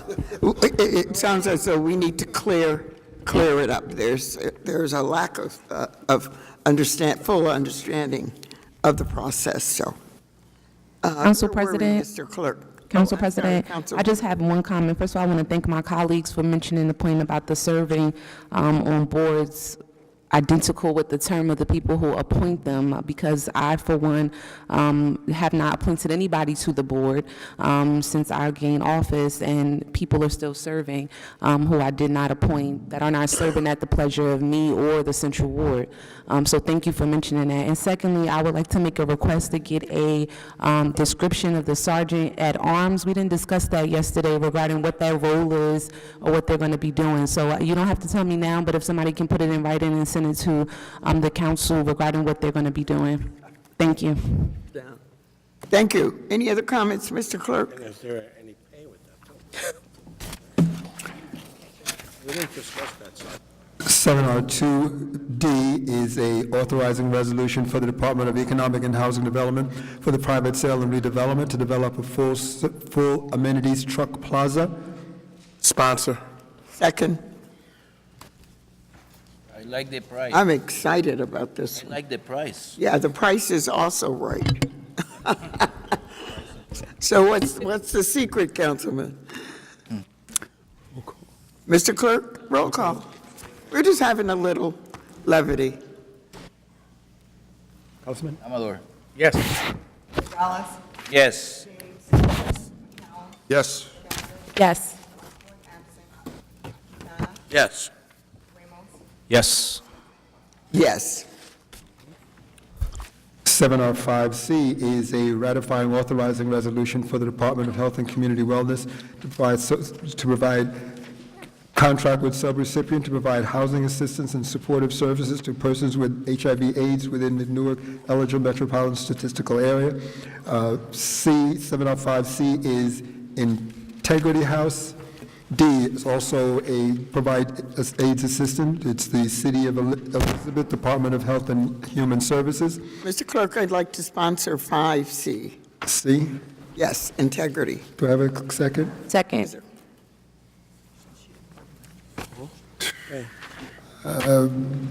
D is, we did D is Elizabeth. E is the Newark Beth Israel Medical Center. F is the Catholic Family and Community Services, Hope House. G is the County of Essex. And H is the AIDS Resource Foundation for Children through 7R5H, Council of the Whole, with the exception of C, which has to stop. Yes. Yes. Yes. Yes. Yes. Yes. Yes. Yes, the answer is yes. They distracted me. It's not my fault. Hey. Area You citizen. look, Madam President, could I just, Yes, I Councilman. just want to thank the clerk's office.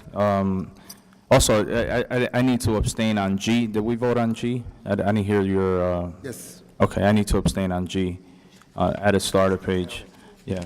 But I just want to thank your office because we do, for the first time, have the added starters accessible to us on the app. So that's beneficial because we're able to pull up all the backup documentation. And in the past, because of the, I would assume that the fact that they come in so late, you weren't able to upload the information. And it is very helpful when it is available to us. Thank you. Do you get the new? Did you- Do you get the new agenda? I have the new agenda, and now it includes the added starters on it. Councilman, Madam President, if I may, Yes. Councilman, let me explain. of course, Let me please. explain why it was so available this time. We have a deadline for added starters, and after that deadline, anything that is in the process becomes an added starter and needs an added starter letter. These items were all in the pipeline when the deadline came, and then they did not make the cutoff for the regular agenda. But because we knew they were in the process, we were able to work with them to get them into the system so that you could see them online. I may have to It's when they become the have last to moment, the sue the last day, clerk. that we can't do it. I may have to sue the clerk. I don't have it. Go ahead. Online. You don't have your tablet It's with all online. No, I don't have it. I don't have the agenda here. Move it. Second. Madam President, and I Councilman. think the point that the clerk is making too is that when you agree to accept added starters, if they come in super late, it puts us at a disadvantage because we don't have access to the information that we need to ask the appropriate questions, to talk about the things we need to talk about during the pre-meetings. So as long as we're consistent in sticking to some of these deadlines, that information is available to us. It is. So. Mr. Clerk, can you make sure that we follow Madam President, what we said we're going to do? We have established a firm deadline for Yes. 2019, and anything that we have not discussed with the council as a potential added starter at the pre-meeting will not be considered as an added starter going forward. Absolutely. Thank you, Mr. Mr. Clerk, Thank you. sorry about the lawsuit is here. You needed to I refresh. think- I'll take back my. I'll cancel my phone call to my And lawyer. it took 5 years. but I Uh-oh, got it. don't scare us and tell us we can't do it. Well, Council President, Yes. Eric Pennington, Business Administrator, I understand that the clerk has stated emphatically that he will not accept anything after a certain time. With all due respect, he does not have the authority to do so. The council is the only one who has the authority to make that. We're authorizing. He's following the instructions of the council. That's fine, but I think he has to do so on an ad hoc basis. He cannot do so on the basis where that establishment is set going forward as if it is, some written policy. The administration still has the right to bring it to the council, and the council has the right to reject it. And we fully understand that. The fact that the city clerk just makes this emphatic statement doesn't, because you make it emphatic, doesn't make it any more so than otherwise. We will do our very best. If I may, Madam President. To do, but Councilman I would just Callum. say, obviously, if it was that important, Yes. we would, take a second look at it. I appreciate that. The clerk just made a But very, we don't very want emphatic it, statement. as it's That's been all. happening, ongoing, Yes. every meeting, getting added starters. Without question. I think particularly on the heels of a meeting at the end of the year where we had about 40 added starters, which I was embarrassed about, and I apologize to the city council for having that happen. I see Jerusha agreeing with me for apologizing in front of you from my peripheral vision here. But we are going to do our very best not to have that happen. It shouldn't happen. There's no question about it. I'll take some responsibility for that myself. I'm going to work harder to make sure that the council is not inundated with added starters. But as you can see, by what happened today, it will occasionally happen. The occasional one, I hope you will accommodate the administration on. The regularity, I agree with you, should Hope not. you'll do it for me, though. Sorry? Oh, absolutely.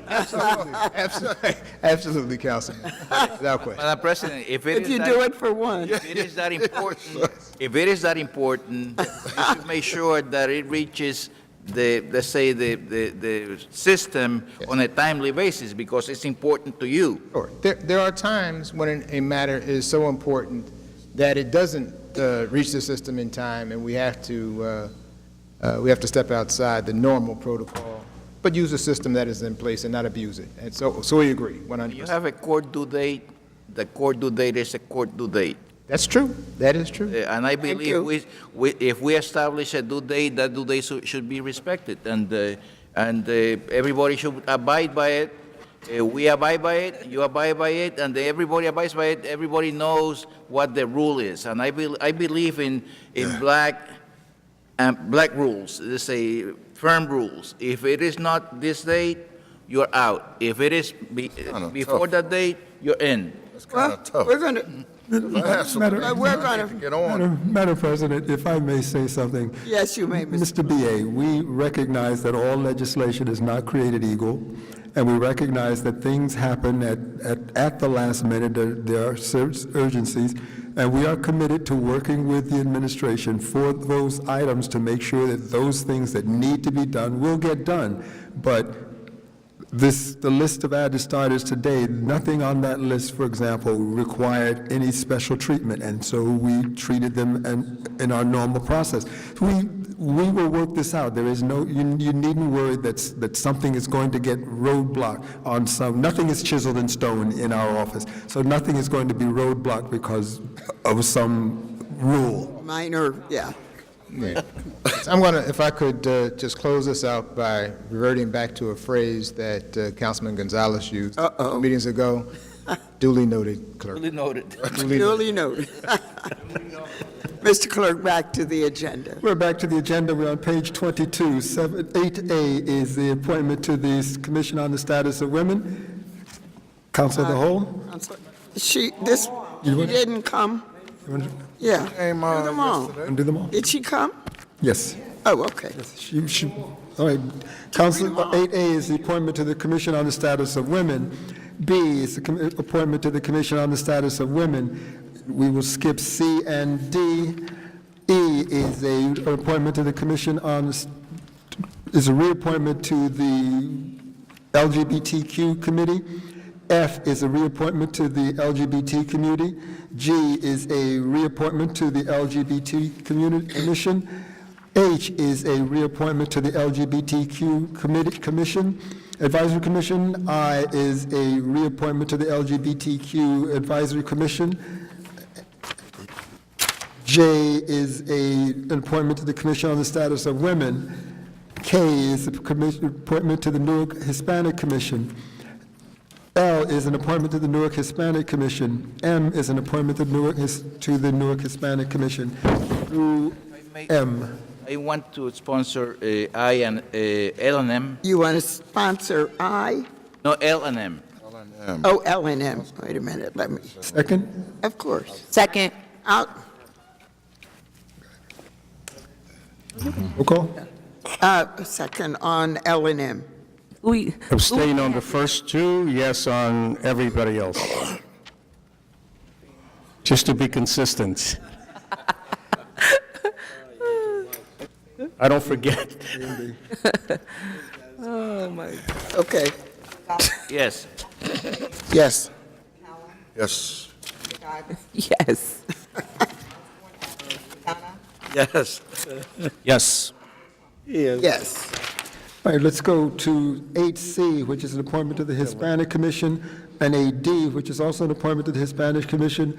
They were not available for an interview on 2 meetings. Council as a whole to defer action at this time. We will have to return them to administration. Roll call to defer. Madam President, so these two go back to administration. Yes.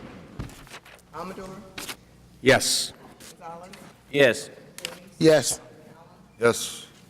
Yes. Osborne, absent. Quintana, Yes. Yes. Yes. On communications, 8N is an ordinance authorizing the mayor and/or his designated director of the Department of Economic and Housing Development to enter into a contract for the purchase of real property with Albert and Albert Development LTD for the acquisition of the Shani Baraka Center property located at 276-300 Clinton Avenue for $2,320,000. Mr. Clerk, I'd like this moved to first and adopted.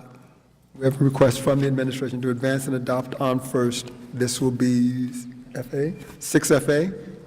Do I have a second? I'll second it. Madam President, if I may, I had a meeting with the council for the seller in this case, and yesterday I requested an appraisal of the property, but she tells me that the price was determined based on the cost of construction of the property and not on the market value of the property. So in that case, I am not requesting that appraisal be provided because there was none at the time. So, Mr. Clerk, to my council colleagues. So they are going to provide me with a detail of the cost of construction. The attorney for the seller indicated that she has it and she will provide it to us. Believe it or not, this morning I was at a local store shopping for the Shani Baraka. I periodically do that, buy clothes for the mothers and the children. And I read this last night. So somebody help me out with the understanding, because I called the center immediately. Okay, well, what happened is, originally there was no building there. For those of you who've been through the South Ward, it was basically cinder blocks sitting there for a substantial amount of time. The city moved to the owner and said that we want a center built. Otherwise, we would take the property. Okay. They agreed to build it, and this is the final cost. Okay. Madam President? Yes. When Councilman Gonzalez gets the information, can he distribute information to all of us? We submit it to the clerk. To the clerk. I don't want Madam him to President. be just, Madam President. Yes, Councilman. Yeah, I'm going to vote to move this one step, but I do have a number of questions. I believe initially this site was supposed to be a additional federally qualified health center. Yes. So I'd like to get, an opportunity to ask Economic Development some questions, but I don't have an objection to moving this one step, so. All right. well, this is not being approved tonight. No. It was just being moved. Moved to first. Oh. Could be. Council as a whole, or you? Council as a whole. Sponsor. We have a sponsor. Second, Sponsor, Councilman second, roll call. Gonzalez. We're going to move it to first. Move it to first. Yes. We're just moving it to first, we're not going to adopt on first. No, just move it to first. Okay.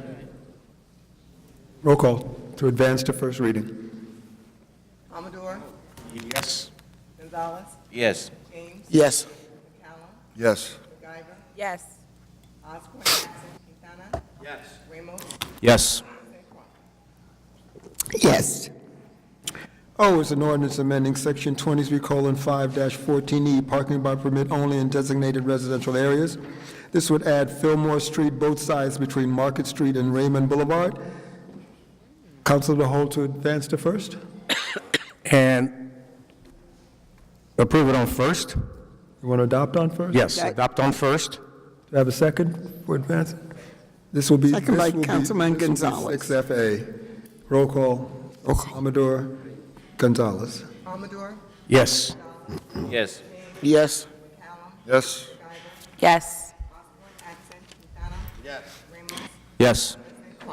Yes. Madam President, again, I make the plea that I've been making for the last 4 or 5 years, maybe under the leadership of the business administrator, we can get the parking authority to come together with us and talk about the potential to implement parking, city parking, Zone parking. Zone parking. zone parking throughout the entire city, instead of doing this block by block whenever the residents express an interest. Sure. Councilman Amador, Eric Pennington, the BA. Interesting, we had a meeting yesterday with, there was only one council representative at the meeting, but we met with the parking authority, and I think I forgot whose office of council. That was my office. Yeah. Okay, from Councilman Ramos. Unfortunately, I couldn't make it. It was 12 o'clock, I believe. That's not a problem. We're going to have follow-up meetings with the parking authority, but also we're putting together an ad hoc group to assess the permit parking by street as to whether or not it should be by street or by zone.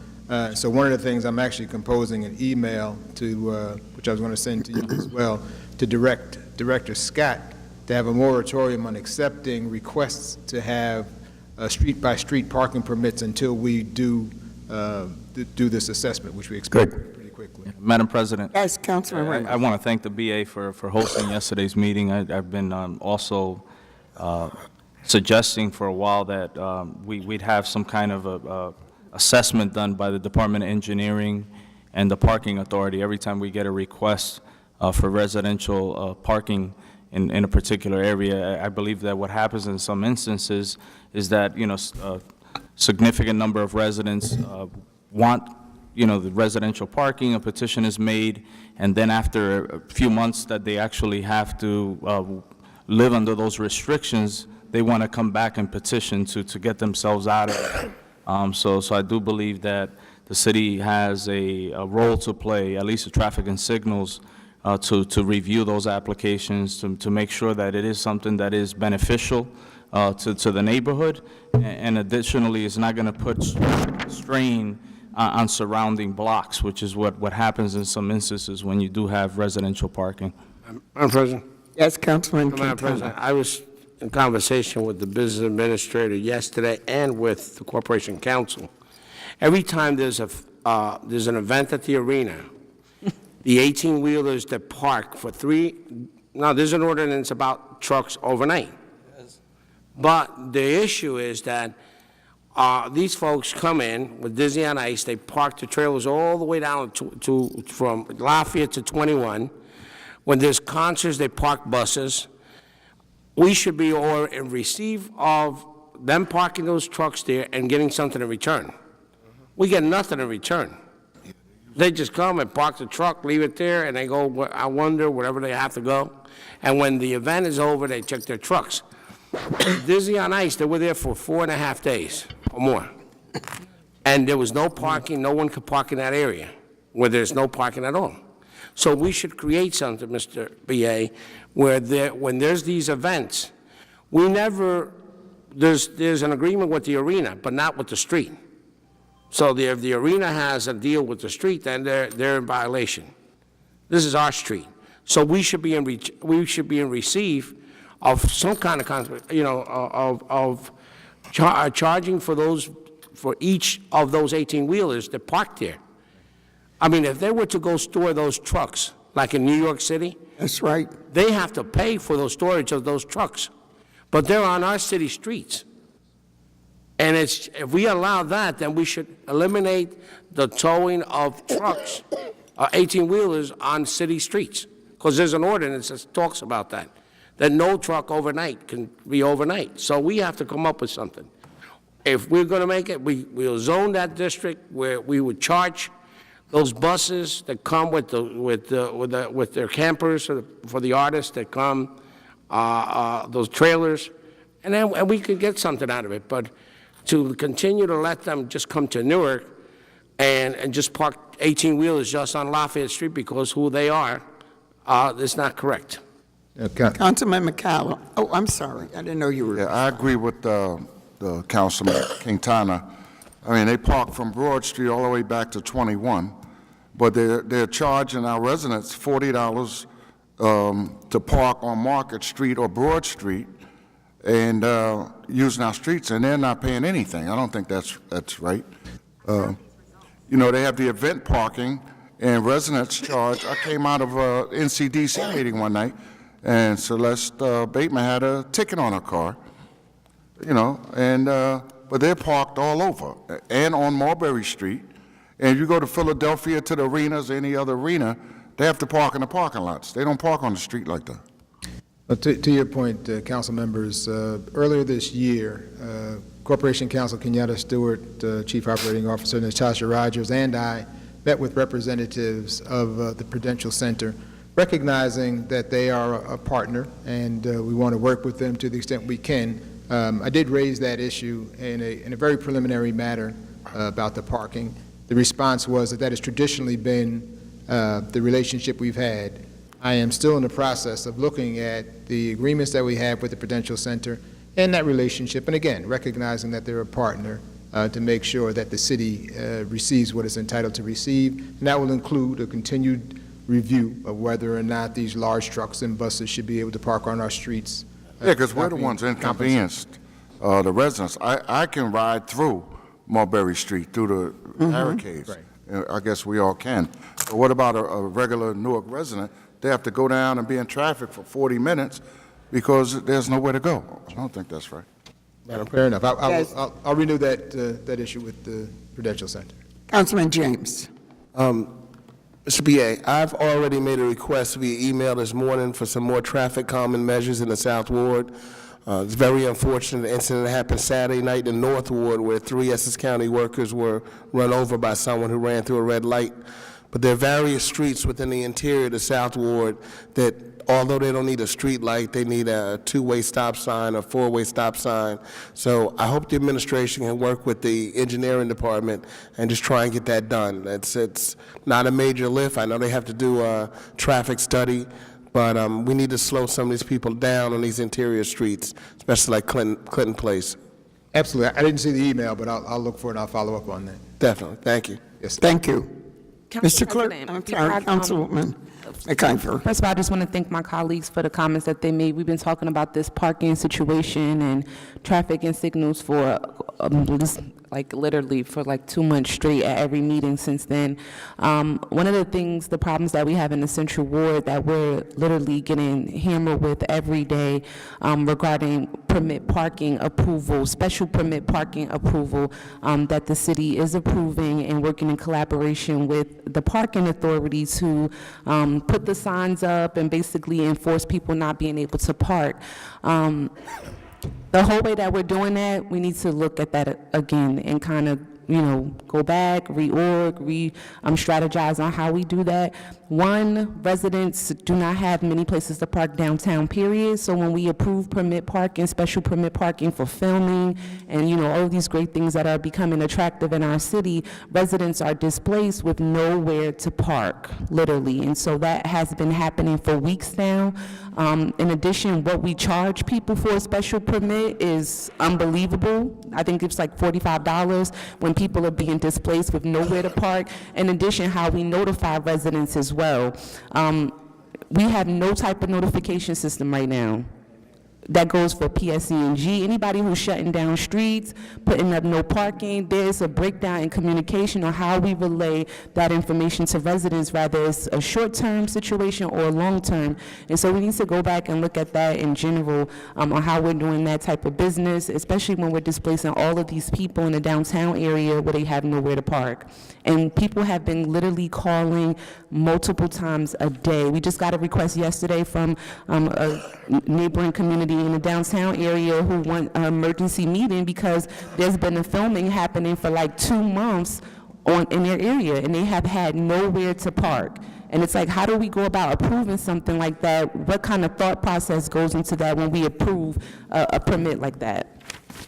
So we could definitely talk about it offline. And when you have the next meeting about the parking, please feel free to invite somebody or invite me or invite somebody from my office to attend, because we definitely have a lot of input on some of the parking situations, especially here in the Central Ward about parking. Sure. To that point, I'll make sure that we send a notice to all council members when we have the next meeting, and you're welcome to send a representative. Perfect. Thank you. Madam President. Yes, Councilman Amador. The other issue is related to parking is the work that PSE&G is doing throughout the city of Newark, which began basically in the East Ward, and there's a disconnect in terms of parking and traffic. When the police department makes a decision that we're not aware of, when I talk to the representative from PSE&G about the work that is going to be done in a particular area, nothing was mentioned about closing this street down, closing that street down. When you make an arbitrary decision, and I'm talking about the police department, to close down an entire area around Christmas time, and this is a commercial area that probably gets the most in terms of revenues around Christmas time, and they make an arbitrary decision to close down the entire area without listening to anybody, this is not good. This is not common sense. So when there's a big project, and I'm saying this because most of the work in the East Ward has been finished, but they're moving to the other wards, and they need to sit down not only with the local council person, all of them, the police department plus the representative from PSE&G, because what we hear from the representative of PSE&G becomes totally different once the work starts to get done. And we get the calls.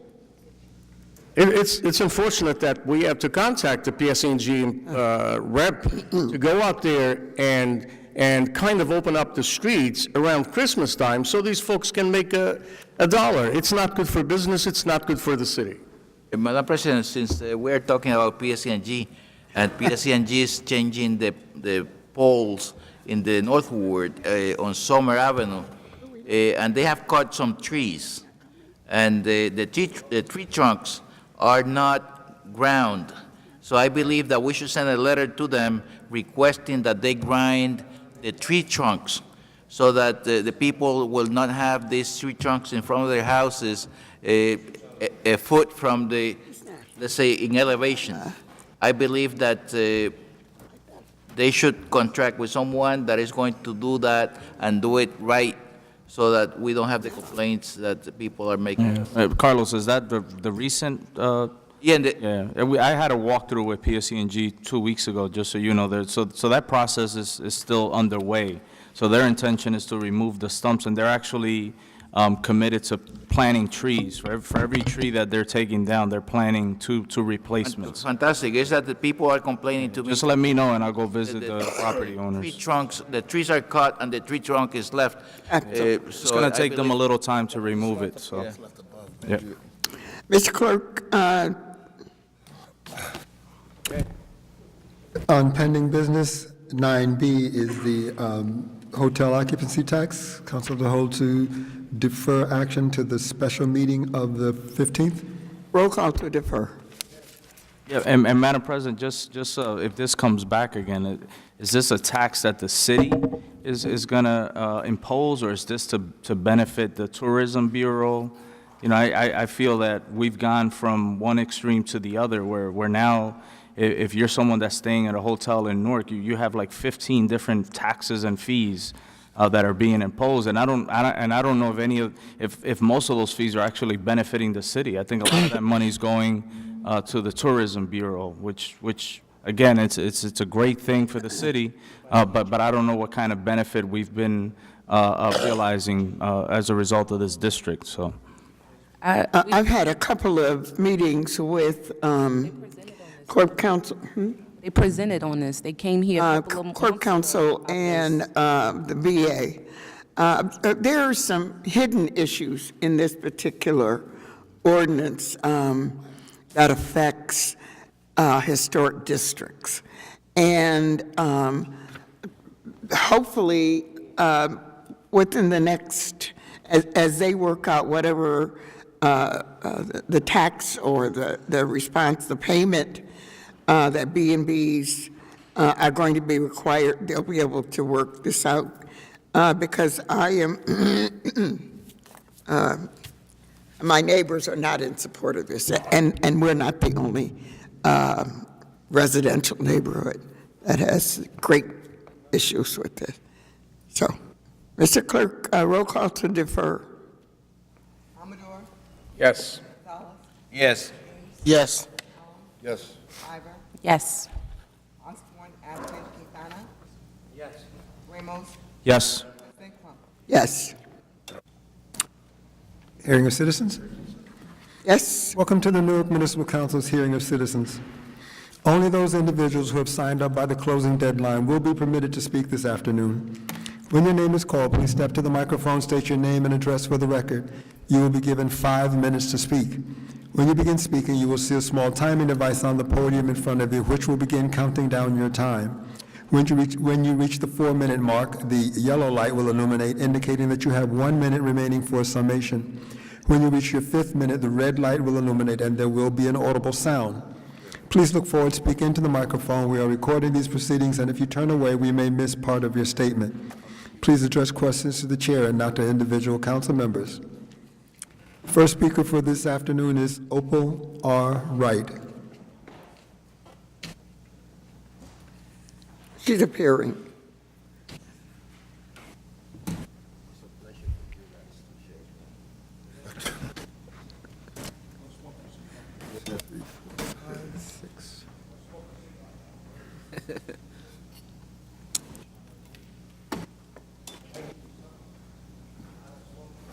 Calm down.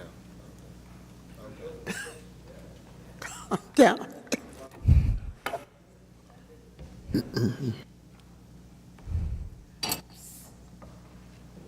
Yes, my name is Opal Allwright. I reside in Newark, New Jersey. I am here this afternoon to speak with the council people on the law as cited, the American Recovery and Reinvestment Act of 2009. I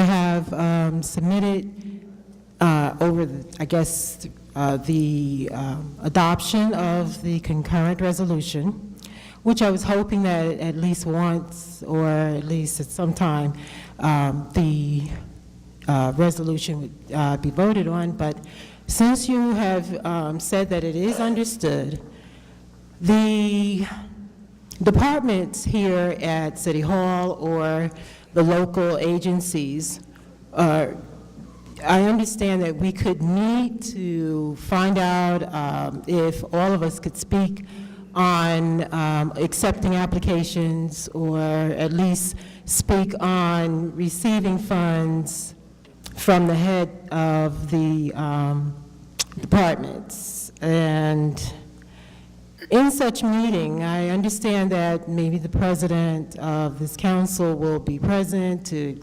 speak, also those who are interested, and I understand that according to this law, we should have our director of police present so that if there's if there's a time where maybe there's someone training or whatever at these agencies, and they don't know of what exactly to do, and a citizen is maybe called for assistance from the local police, they would be able to be advised that it is the right of the citizen to at least be heard or be advised on where to go for an application or how an application can be submitted to the head of departments. And there's also our percentage that is available for funding to those who qualify for the benefits. There's also the programs that the Labor Department offers. They do now offer a lot of programs. And we also have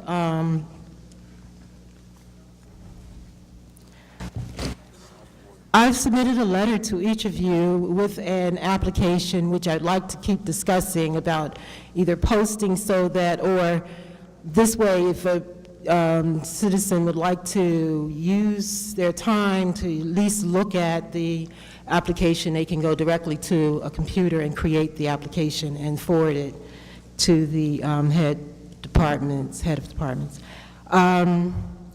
There is also the law, the Dodd-Frank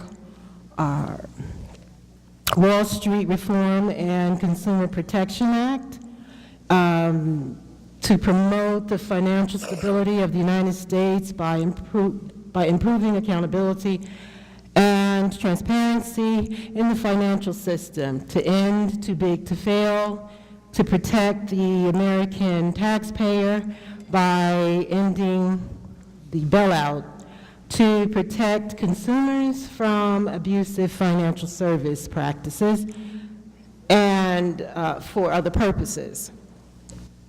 This law has definitions in the beginning of the law, which is good throughout every page in the law. And then each title has definitions, so that while you're reading the title, either at the end, you'll see the definition, or at the beginning. There's also, I would like to mention, that they have backup. That means that if there's something you've read and it seems that the people who are there to assist you, they're explaining that it can't be done, you have to read on the backup, which would advise you, or you would have another route or another way of getting what it is that is provided. Thank you very much. Next speaker. Jesus Casiano. Not appearing. Earl Street Dr. Best. I think he just walked in. He's here.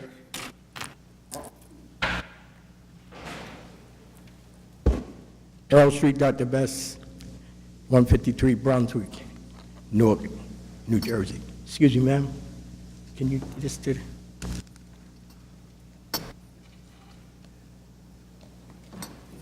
Indeed. Thank you. All right. Happy New Year. Happy New Year. Okay. All right, so that, I had passed them out last week, but I don't know if any of y'all have received that. Street Doctor, I'm sorry. Yes. Your name and position for the record. I mean, an address for the record. Oh, well, say it again? Earl Best. All right, Earl Street, Dr. Best, 153 Brunswick Street, Newark. Okay? All right. All right, so that flyer is to the viewers. It's called Hands Up, Guns Down. What happened was, a couple of days ago, I had to speak at a funeral where a 16-year-old got killed. So after that happened, I said, I got to do something. So fast forward, instead of talking about it and all that stuff, so effective immediately, starting tomorrow, we hitting the streets hard. So I called out to a couple of people that back in the day that used to box with me. We're going to dedicate and hit the streets hard. All these streets that is raising havoc with guns and all this violence, we going in there. But I wanted just to thank some people, and I'm going, because I got to change clothes. First of all, I'm hoping this brother's still here. He done left. Funeral director, he don't like to be. But anyway, that's the thing. He a giver. He giving back. So I want to thank Miss Rubenstein. She donated gloves. I just want to put on the record, a lot of stuff, ropes and everything. And the reason why we going in the streets, because they ain't gonna go to these gyms. And for other reasons, we don't care, so we going to them. So I want to close out with a couple of people I want to give a shout out. The first one is a sister named Harriet Tubman. This is the school I'm from. I want to thank you, Miss Tubman, for your words. I'll be buried in my grave before I be a slave. And her second one was, which is my favorite, I would have freed more slaves only if they knew they were slaves. That's one of my favorites. The next one is, this is very quickly, I ain't waiting for Black History, every day is that. His name is Marcus Garvey. Thank you for your words. Up, you mighty nation, you can accomplish what you will. And another one of my favorites, he said, you done killed the lion, but the cubs run loose. The next one is Vernon Johns. A lot of people don't know him. Thank you, Vernon Johns, for your words. And his words was, anytime you see a good fight, get in it. This was the brother that Martin Luther King took his place. So to the listening audience, please Google him, Vernon Johns. Next one is a baseball player. His name was Satchel Paige. Satchel Paige, thank you for your words. And he said, one thing about working and loving your work, you'll never work again in your life. And I want to do something with Satchel Paige, because Satchel Paige was a pitcher, and he used to tell the outfielder to go in the dugout, because he knew he was going to strike everybody out. The next one is Josephine Baker. I love you, Josephine. Thank you for your words. She said, one thing in the world you'll never get punished for, and that's giving. The next one is Malcolm X. Love you, Malcolm. Two things with Malcolm. He said, by any means necessary, and one of my other favorites is, no investigation, no right to speak, so shut up. The next one is Martin Luther King. Martin Luther King, thank you for, and I got to do something with Martin, for going down in Memphis for the sanitation workers. Everybody know the history. And thank you for speaking on the Vietnam War. To the people who don't know, I believe, this personal, that's when they killed him, when he spoke on that war. And to the people who don't know, that war was about rubber, because Vietnam had rubber trees. The next one is Elijah Muhammad. A lot of people don't speak about him, and he say, wake up, black man, and do something for yourself. The next one is Muhammad Ali. I'm the greatest. But the main thing with Muhammad Ali that I loved about him is, do you know how many people start praying because of Muhammad Ali? Before each fight, he used to get in the corner and pray. And in closing, I hear the bell. In closing, I got to drop.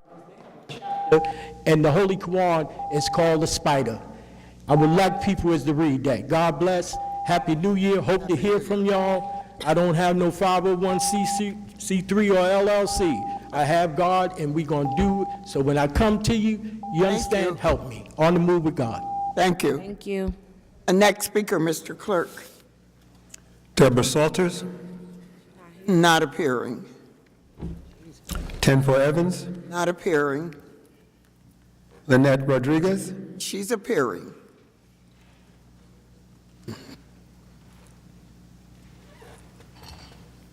She really does need some help. Hi, how y'all doing? I'm calling in reference, I'm coming because on August 1st. Ms. Rodriguez, would you start all over again, please? Pull the mic down, please. It's not, yeah. Go ahead. My name is. Because of the passing of my uncle, which was a pastor, and my sister requested for me to go to Newark Housing and tell them that I was going to close my apartment, which I didn't want to do. So I left everything and just went to Florida, and I was only for 1 month. And now I'm having a hard time with my kids. I'm disabled, my daughter disabled, and we're about to become homeless. And all I'm requesting is for my apartment back. I wasn't gone for so long. I was gone for only a month because I didn't have the money to come back. And now I don't have the money to keep paying for the Riviera Hotel where we staying at. And it's not a convenience for me and my kids. And my apartment is, all my furniture, everything is there, convenience to my kids.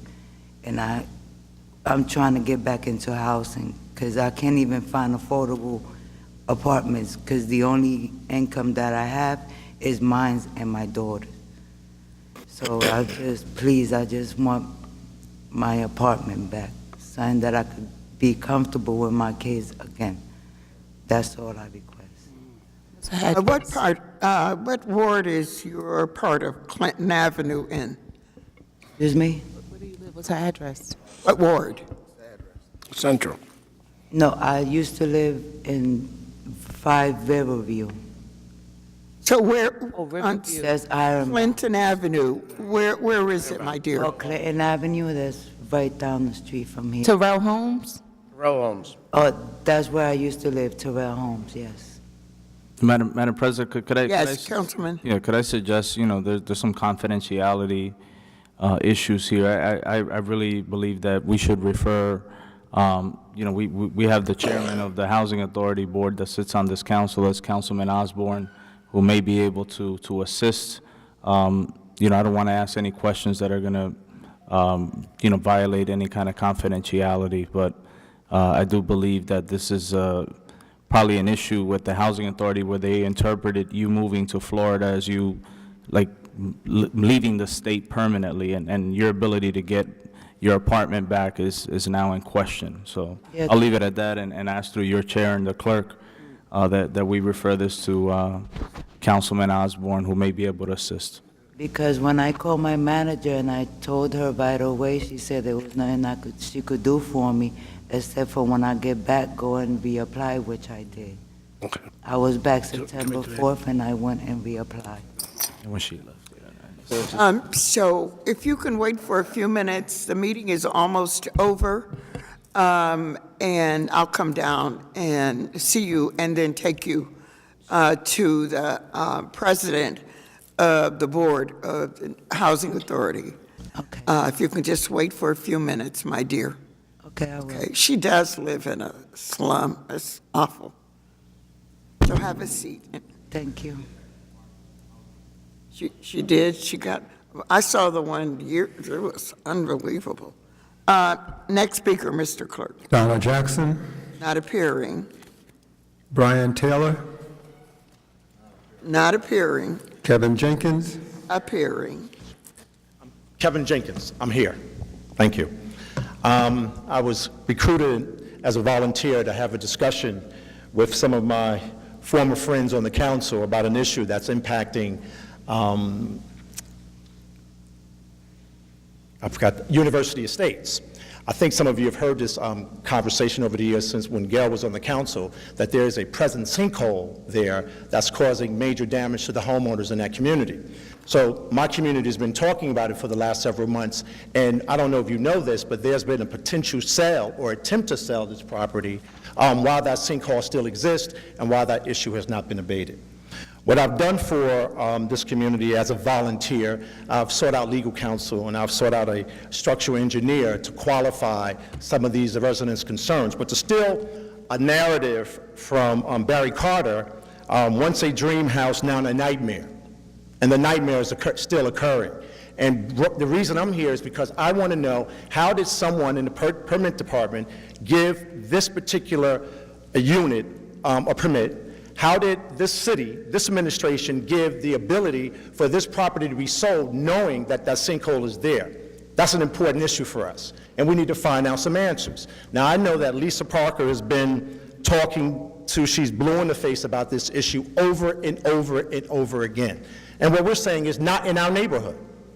It should not be sold. It was sold, actually, the city purchased this property from the former owners because of the same issue. Why are we still having this issue? Who would give those permits? Who would qualify from the engineering department that it was safe to move in? Now, we're going to be having our lawyer and our engineer test the soil again, review all of the documents, and that's the third thing is these residents have been going to this particular the clerk's office trying to get OPA requests and never received it. Why is that? Why am I here to have this discussion when this is basic math? You cannot live in a house that's been condemned. Now, who uncondemned it? That's why I'm here. So I'll be calling on you, colleagues, the people that I know on the council, and I'll be reaching out to the Central Ward Councilwoman to find out why are we here. Thank you. Madam President, Council President. Oh, let me wait. Oh, okay. could I just very quickly ask through your chair and the clerk that we investigate whether or not this property is owned by the city and has been assigned to a realtor for sale. This council at no point has voted to sell this piece of property if in fact it is owned by the city of Newark. So if it is a private real estate agent that is selling this property, you know, just to verify whether or not the city does in fact own it.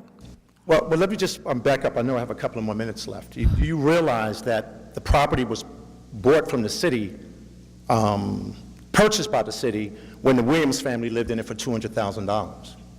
You are aware of that. So if the Williams family had to leave, that means what? There's something wrong with the property. Then there was a company, I just want to make sure my notes are correct, there was a company that was hired, Montana company, that did the work, and we cannot find out any work that they have done on the record. But this same Montana company has been given extended contracts in the city for the last year. That's unbelievable. That's a problem for me. That's a problem for those residents that live there. Thank you. Thank you, please. No comment. Next speaker. Oh. Good afternoon, Kenyatta Stewart, City of Newark Corporation Council. So I actually had my office set up a meeting with Ms. Parker some weeks ago before the holiday. Unfortunately, Ms. Parker was available, but the representative, in reference to I think a lawyer or engineer or someone, was not available. My staff has reached out to her to see if they can reschedule it so that we can have just a dialogue on what the community's issues are. She has come here a number of times to speak to it.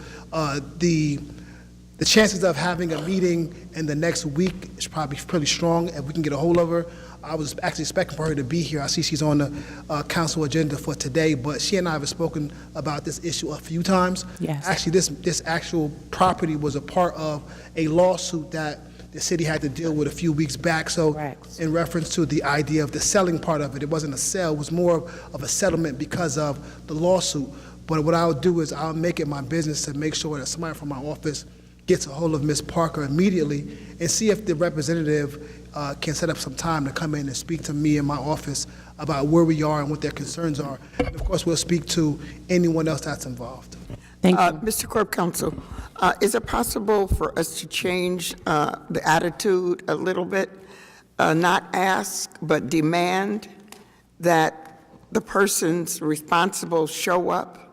No, but Council President, the person that we're talking about isn't a city employee. The person that was not available was her representative. Oh, no, I know that. Yeah. And I understand the frustration of the people who live in the area. Sure, rightfully so. Many of them are my friends, so we get a phone call every now and then about the odor and all of those kinds of things. This was a project that was built on the promise that it would become an example of where Newark was going. Unfortunately, somehow or other, when the ShopRite came, and this is what happened, when ShopRite came, where the ground was not level, there were like little pockets. When ShopRite came, unfortunately, they disrupted, the level part of under the house. And it's been an eyesore and a problem ever since. So, I understand. So, like I said, Council President, what I'll do is I actually just whisper to the gentleman that's here to see if he has the name of the representative. I didn't want to contact Ms. Park over the holiday because I thought that was just unfair for me to ask her to come in over the Christmas holiday or New Year's, but I'll make sure that, we come in one day next week if she's available with her representative to make sure that we can have a meeting about it. Thank you, sir.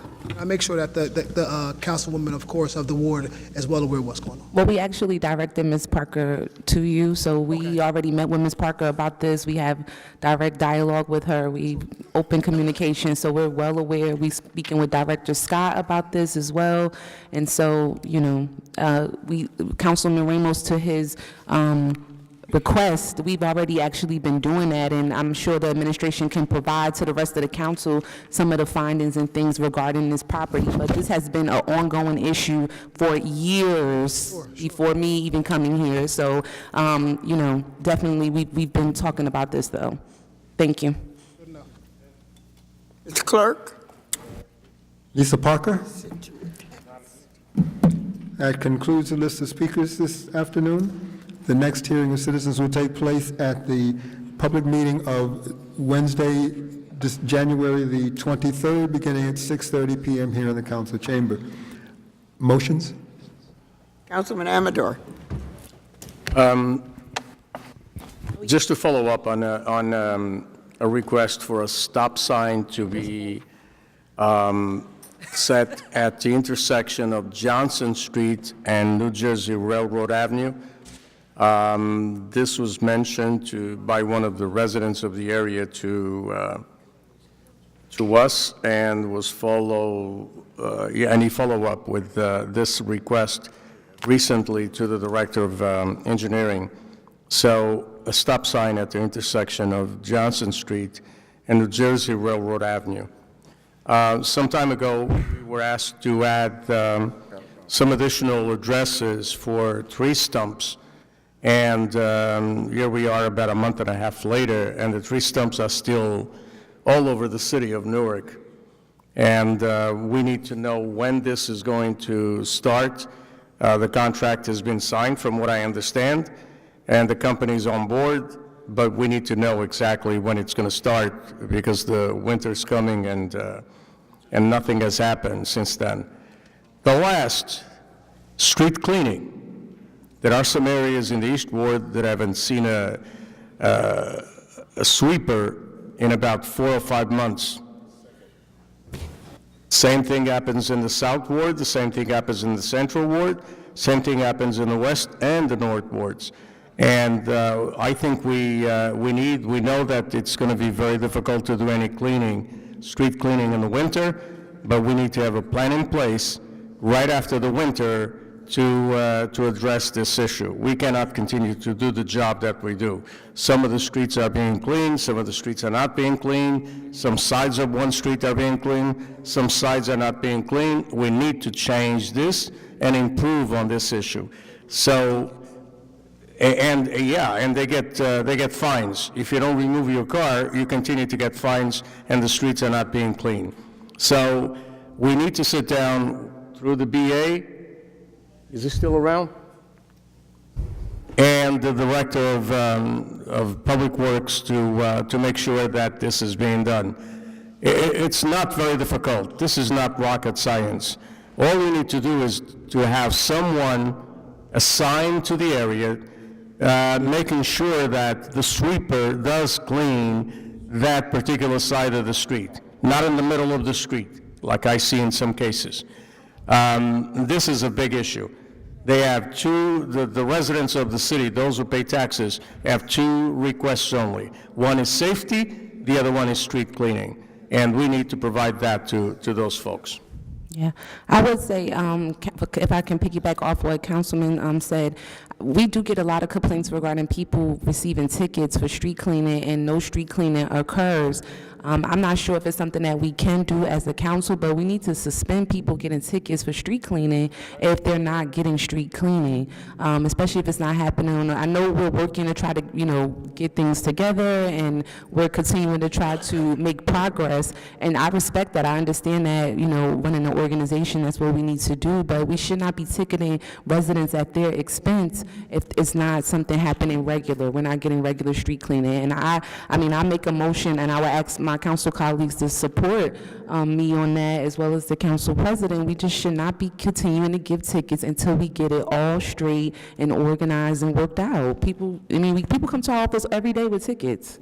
Like, fix this, what can we do, well, this didn't happen, and, it's just becoming crazy with the amount of people that are coming, and until we can work it out and get things together and be supportive of the department and administration, we probably should not be ticketing residents for non-street clean locations.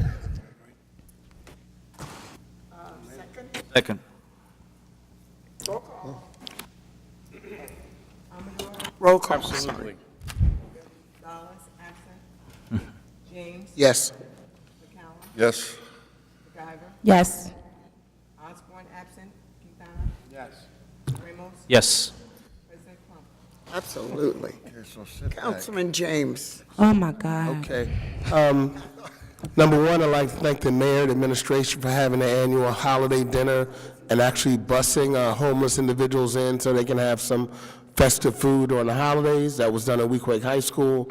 I'd like to thank Terrence Williams from the Answer Barbershop at 412 Lyons Avenue. They had a toy giveaway and also gave out food and free haircuts. In the future, very important event on January 14th about renting, owning, and living in the city of Newark. That's hosted by the Newark People's Assembly. That'll be at St. John's Unified Free Will Baptist Church, located at 1066 Bergen Street, from 6:30 to 8:30. Again, that's January 14th. My next South Ward General Assembly meeting will be on the 19th. That'll be from 9 to 11 a.m. at 400 Hawthorne Avenue. And on the 20th of January, we have Ask the Doctor About Total Health. And that's going to be hosted by the University Hospital and Islamic Community Health Collaboration. And that'll be at King's Family Restaurant at 557 Clinton Avenue from 1 p.m. to 3 p.m. A chance to ask a doctor about your total health. 1/20/19. Thank you. That's it? Oh, that wasn't a lot. Second. It was quick today, John. Roll call, Mr. Clerk. Yes. John J. Yes. Yes. Yes. Yes. Yes. Yes. Yes. Councilman McCallum. Okay, I want to give a shout out to Dr. Gloria Harris, Pastor Clegg, and Pastor Aubrey Gregory for working with my office to do a toy and coat giveaway for Christmas. They're very instrumental, as are many pastors in the West Ward, but I just want to give them a particular shout out. Dr. Harris was there with her Bethel International Church Ministries, and they did a great job, so I just want them to be acknowledged for that. And my other one is I want to give a shout out to a West Ward resident, my daughter Kenya McCallum, for delivering my first granddaughter. Congratulations. Very happy about that, and you know, a nice healthy baby, so I look to spoil her in the near future. Thank you. Girl. Baby girl. So I had two boys already. Look like you be babysitting, Jim. Yeah. And East Side beat West Side. Yeah. Second.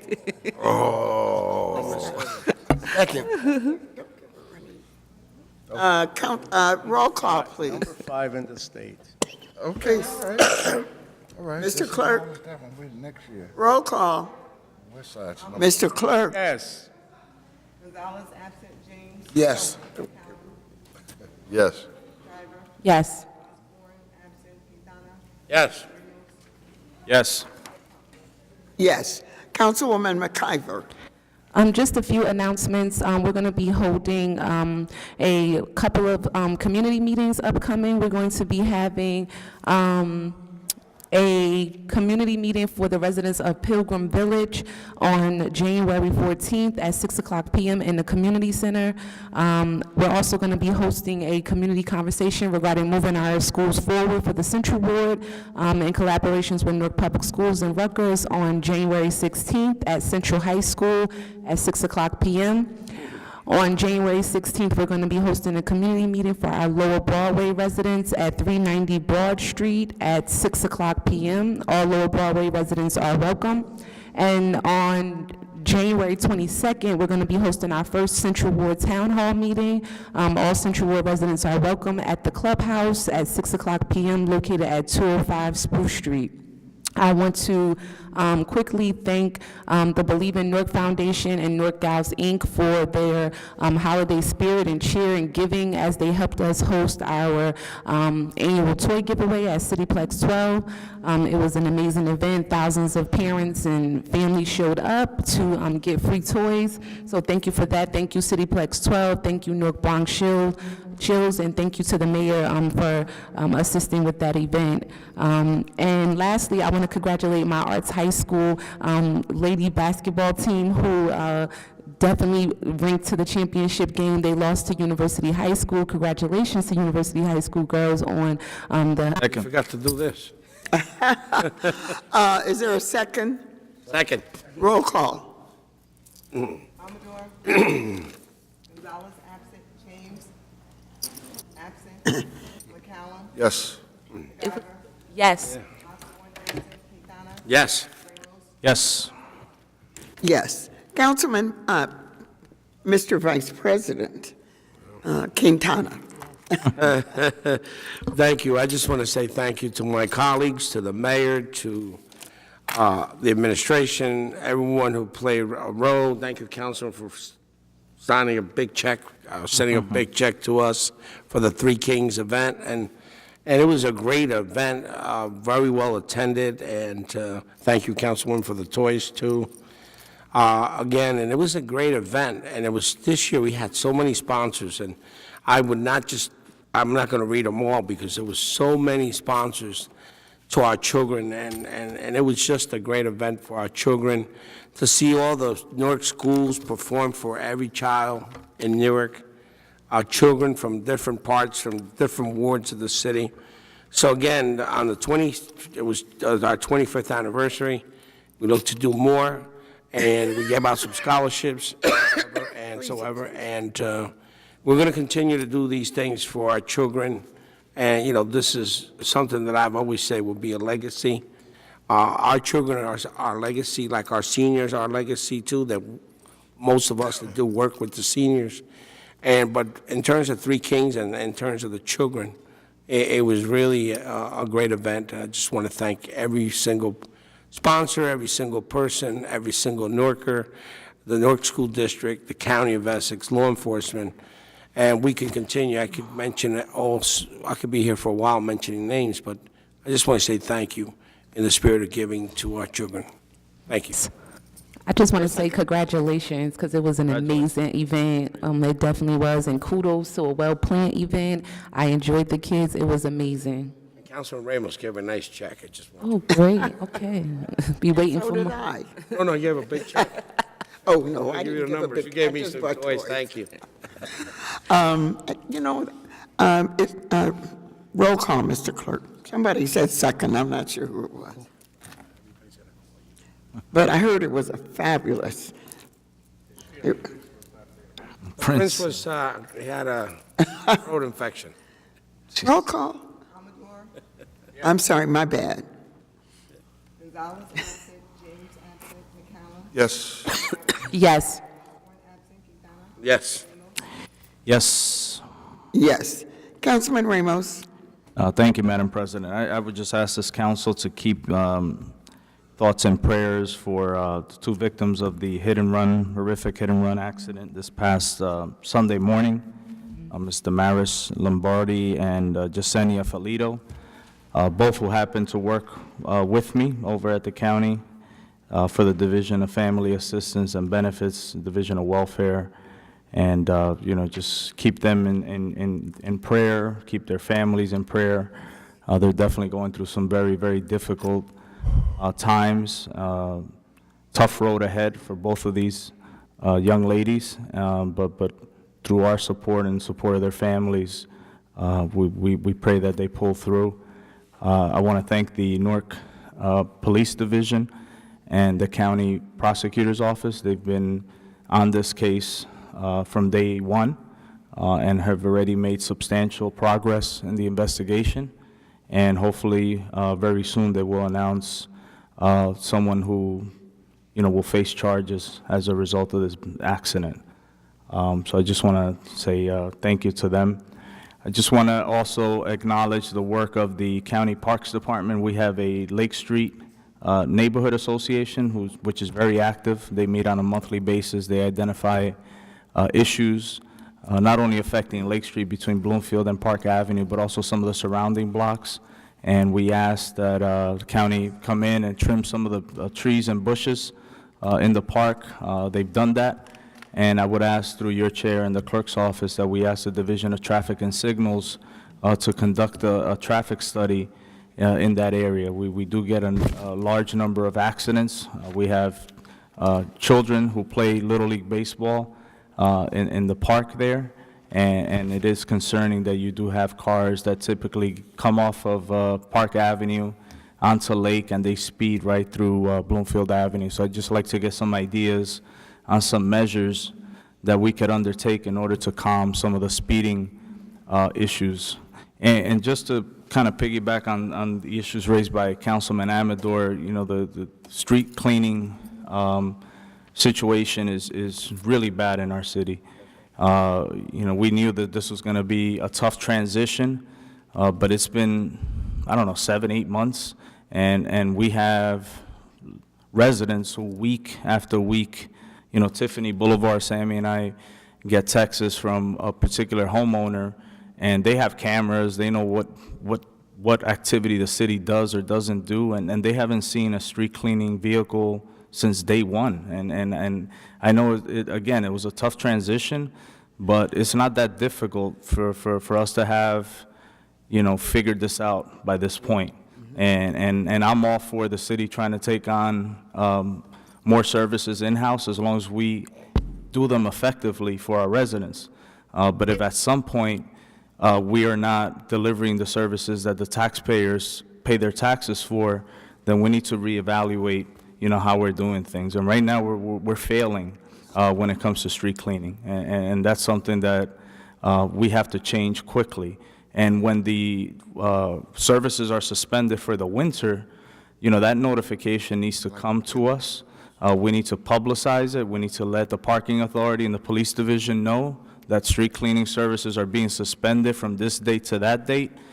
because, again, you're having residents who are being ticketed, who are being towed, and we're not delivering the services that we're supposed to deliver. So I would ask through your chair and the clerk that if the department does suspend the services, to notify us in writing so that we can publicize that on our Facebook pages and social media so that everybody's on the same page that the services are not going to be delivered during these dates.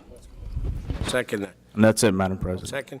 And Yes. Madam President, if I could just add. Sir. With the bill, with the water department, as the water department sends bills out, to notify in the bill that parking will be suspended, or with tax bills, you can do that, either or, because again, some of these property owners, as the councilman said, they're just upset, and they reach us, and they really feel that we have the responsibility. Right. And we don't. Because they're saying that you guys voted against the contract company, and you brought it in-house. They're not, we're taking the blame. But again, if we do the spending of the parking, if we could put it on the tax bills and the water bills, just on the bottom note that is occurring. Yes. And Madam President, one last thing, I just want to announce that this Sunday at Elliott Street School at 3 p.m., the new board of the Puerto Rican statewide parade, or Puerto Rican Newark parade, is going to be sworn in. Okay, second. Thanks. We had a second already from Councilman Quintana. Roll call. Amador? Yes. Gonzalez absent, James absent, McCallum? Yes. McIver? Yes. Osborne absent, Quintana? Yes. Ramos? Yes. Yes. First of all, Happy New Year to our great community. I hope that this will be a blessed and Happy New Year for everyone, that your problems will be small. Yes, he did. That your problems will be small and your joys will be huge. I certainly want to thank my colleagues for the support that they have given me, especially after the second accident that I had when someone tried to total my car. But to God be the glory, I was able to walk away. And I thank them for their calls and their prayers, as well as those that I received from those who live in Newark. A motion of sorrow and regret for Lila Merritt. She lived at 2 Nevada for many, many years.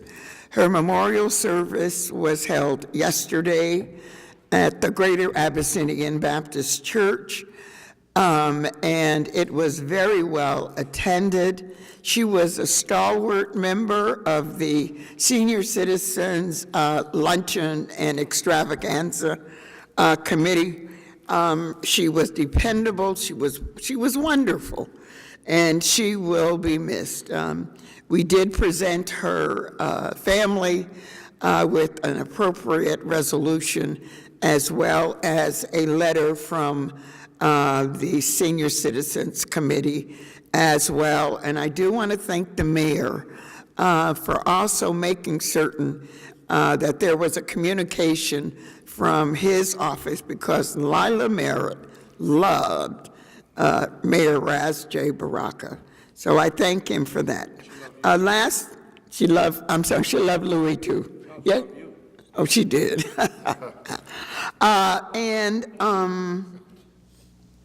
Congratulations to Roger Leon, our new superintendent. He is meeting the challenges that he undertook when he assumed this position. Instead of waiting for a problem, he's solving the problem in front. And that is, how are we going to manage the population and the explosion of our population and still maintain the quality of our school district? And the first meeting was held just the other day at the Harold Wilson School, and the mayor's office is represented by Tony Baskerville, and certainly the members of the Board of Education were present. It gave me a great sense of hope. I moved to Newark because of the school system, and I can feel the new energy that's coming back thanks to our new superintendent. Finally, a memo to Director Phil Scott. I called the office the other day, and I did not get a response, but I don't hold that against the director. But going home last night, I was reminded of why I called him. I'm not sure who striped Elizabeth Avenue, but whomever did it created a third lane on Elizabeth Avenue.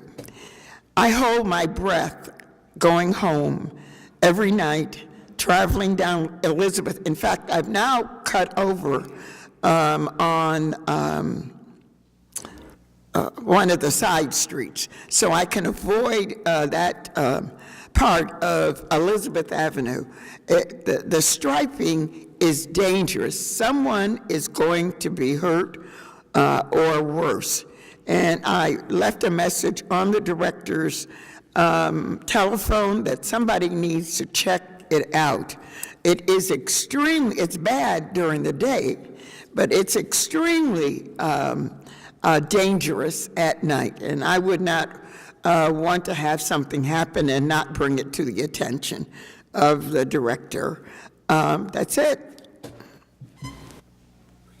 Second? Is there a second? Roll call. Amador? Yes. Gonzalez, absent. Yes. McIver, absent. Osborne, absent. Quintana? Yes. Ramos? Yes. Yes. Council of the whole to adjourn?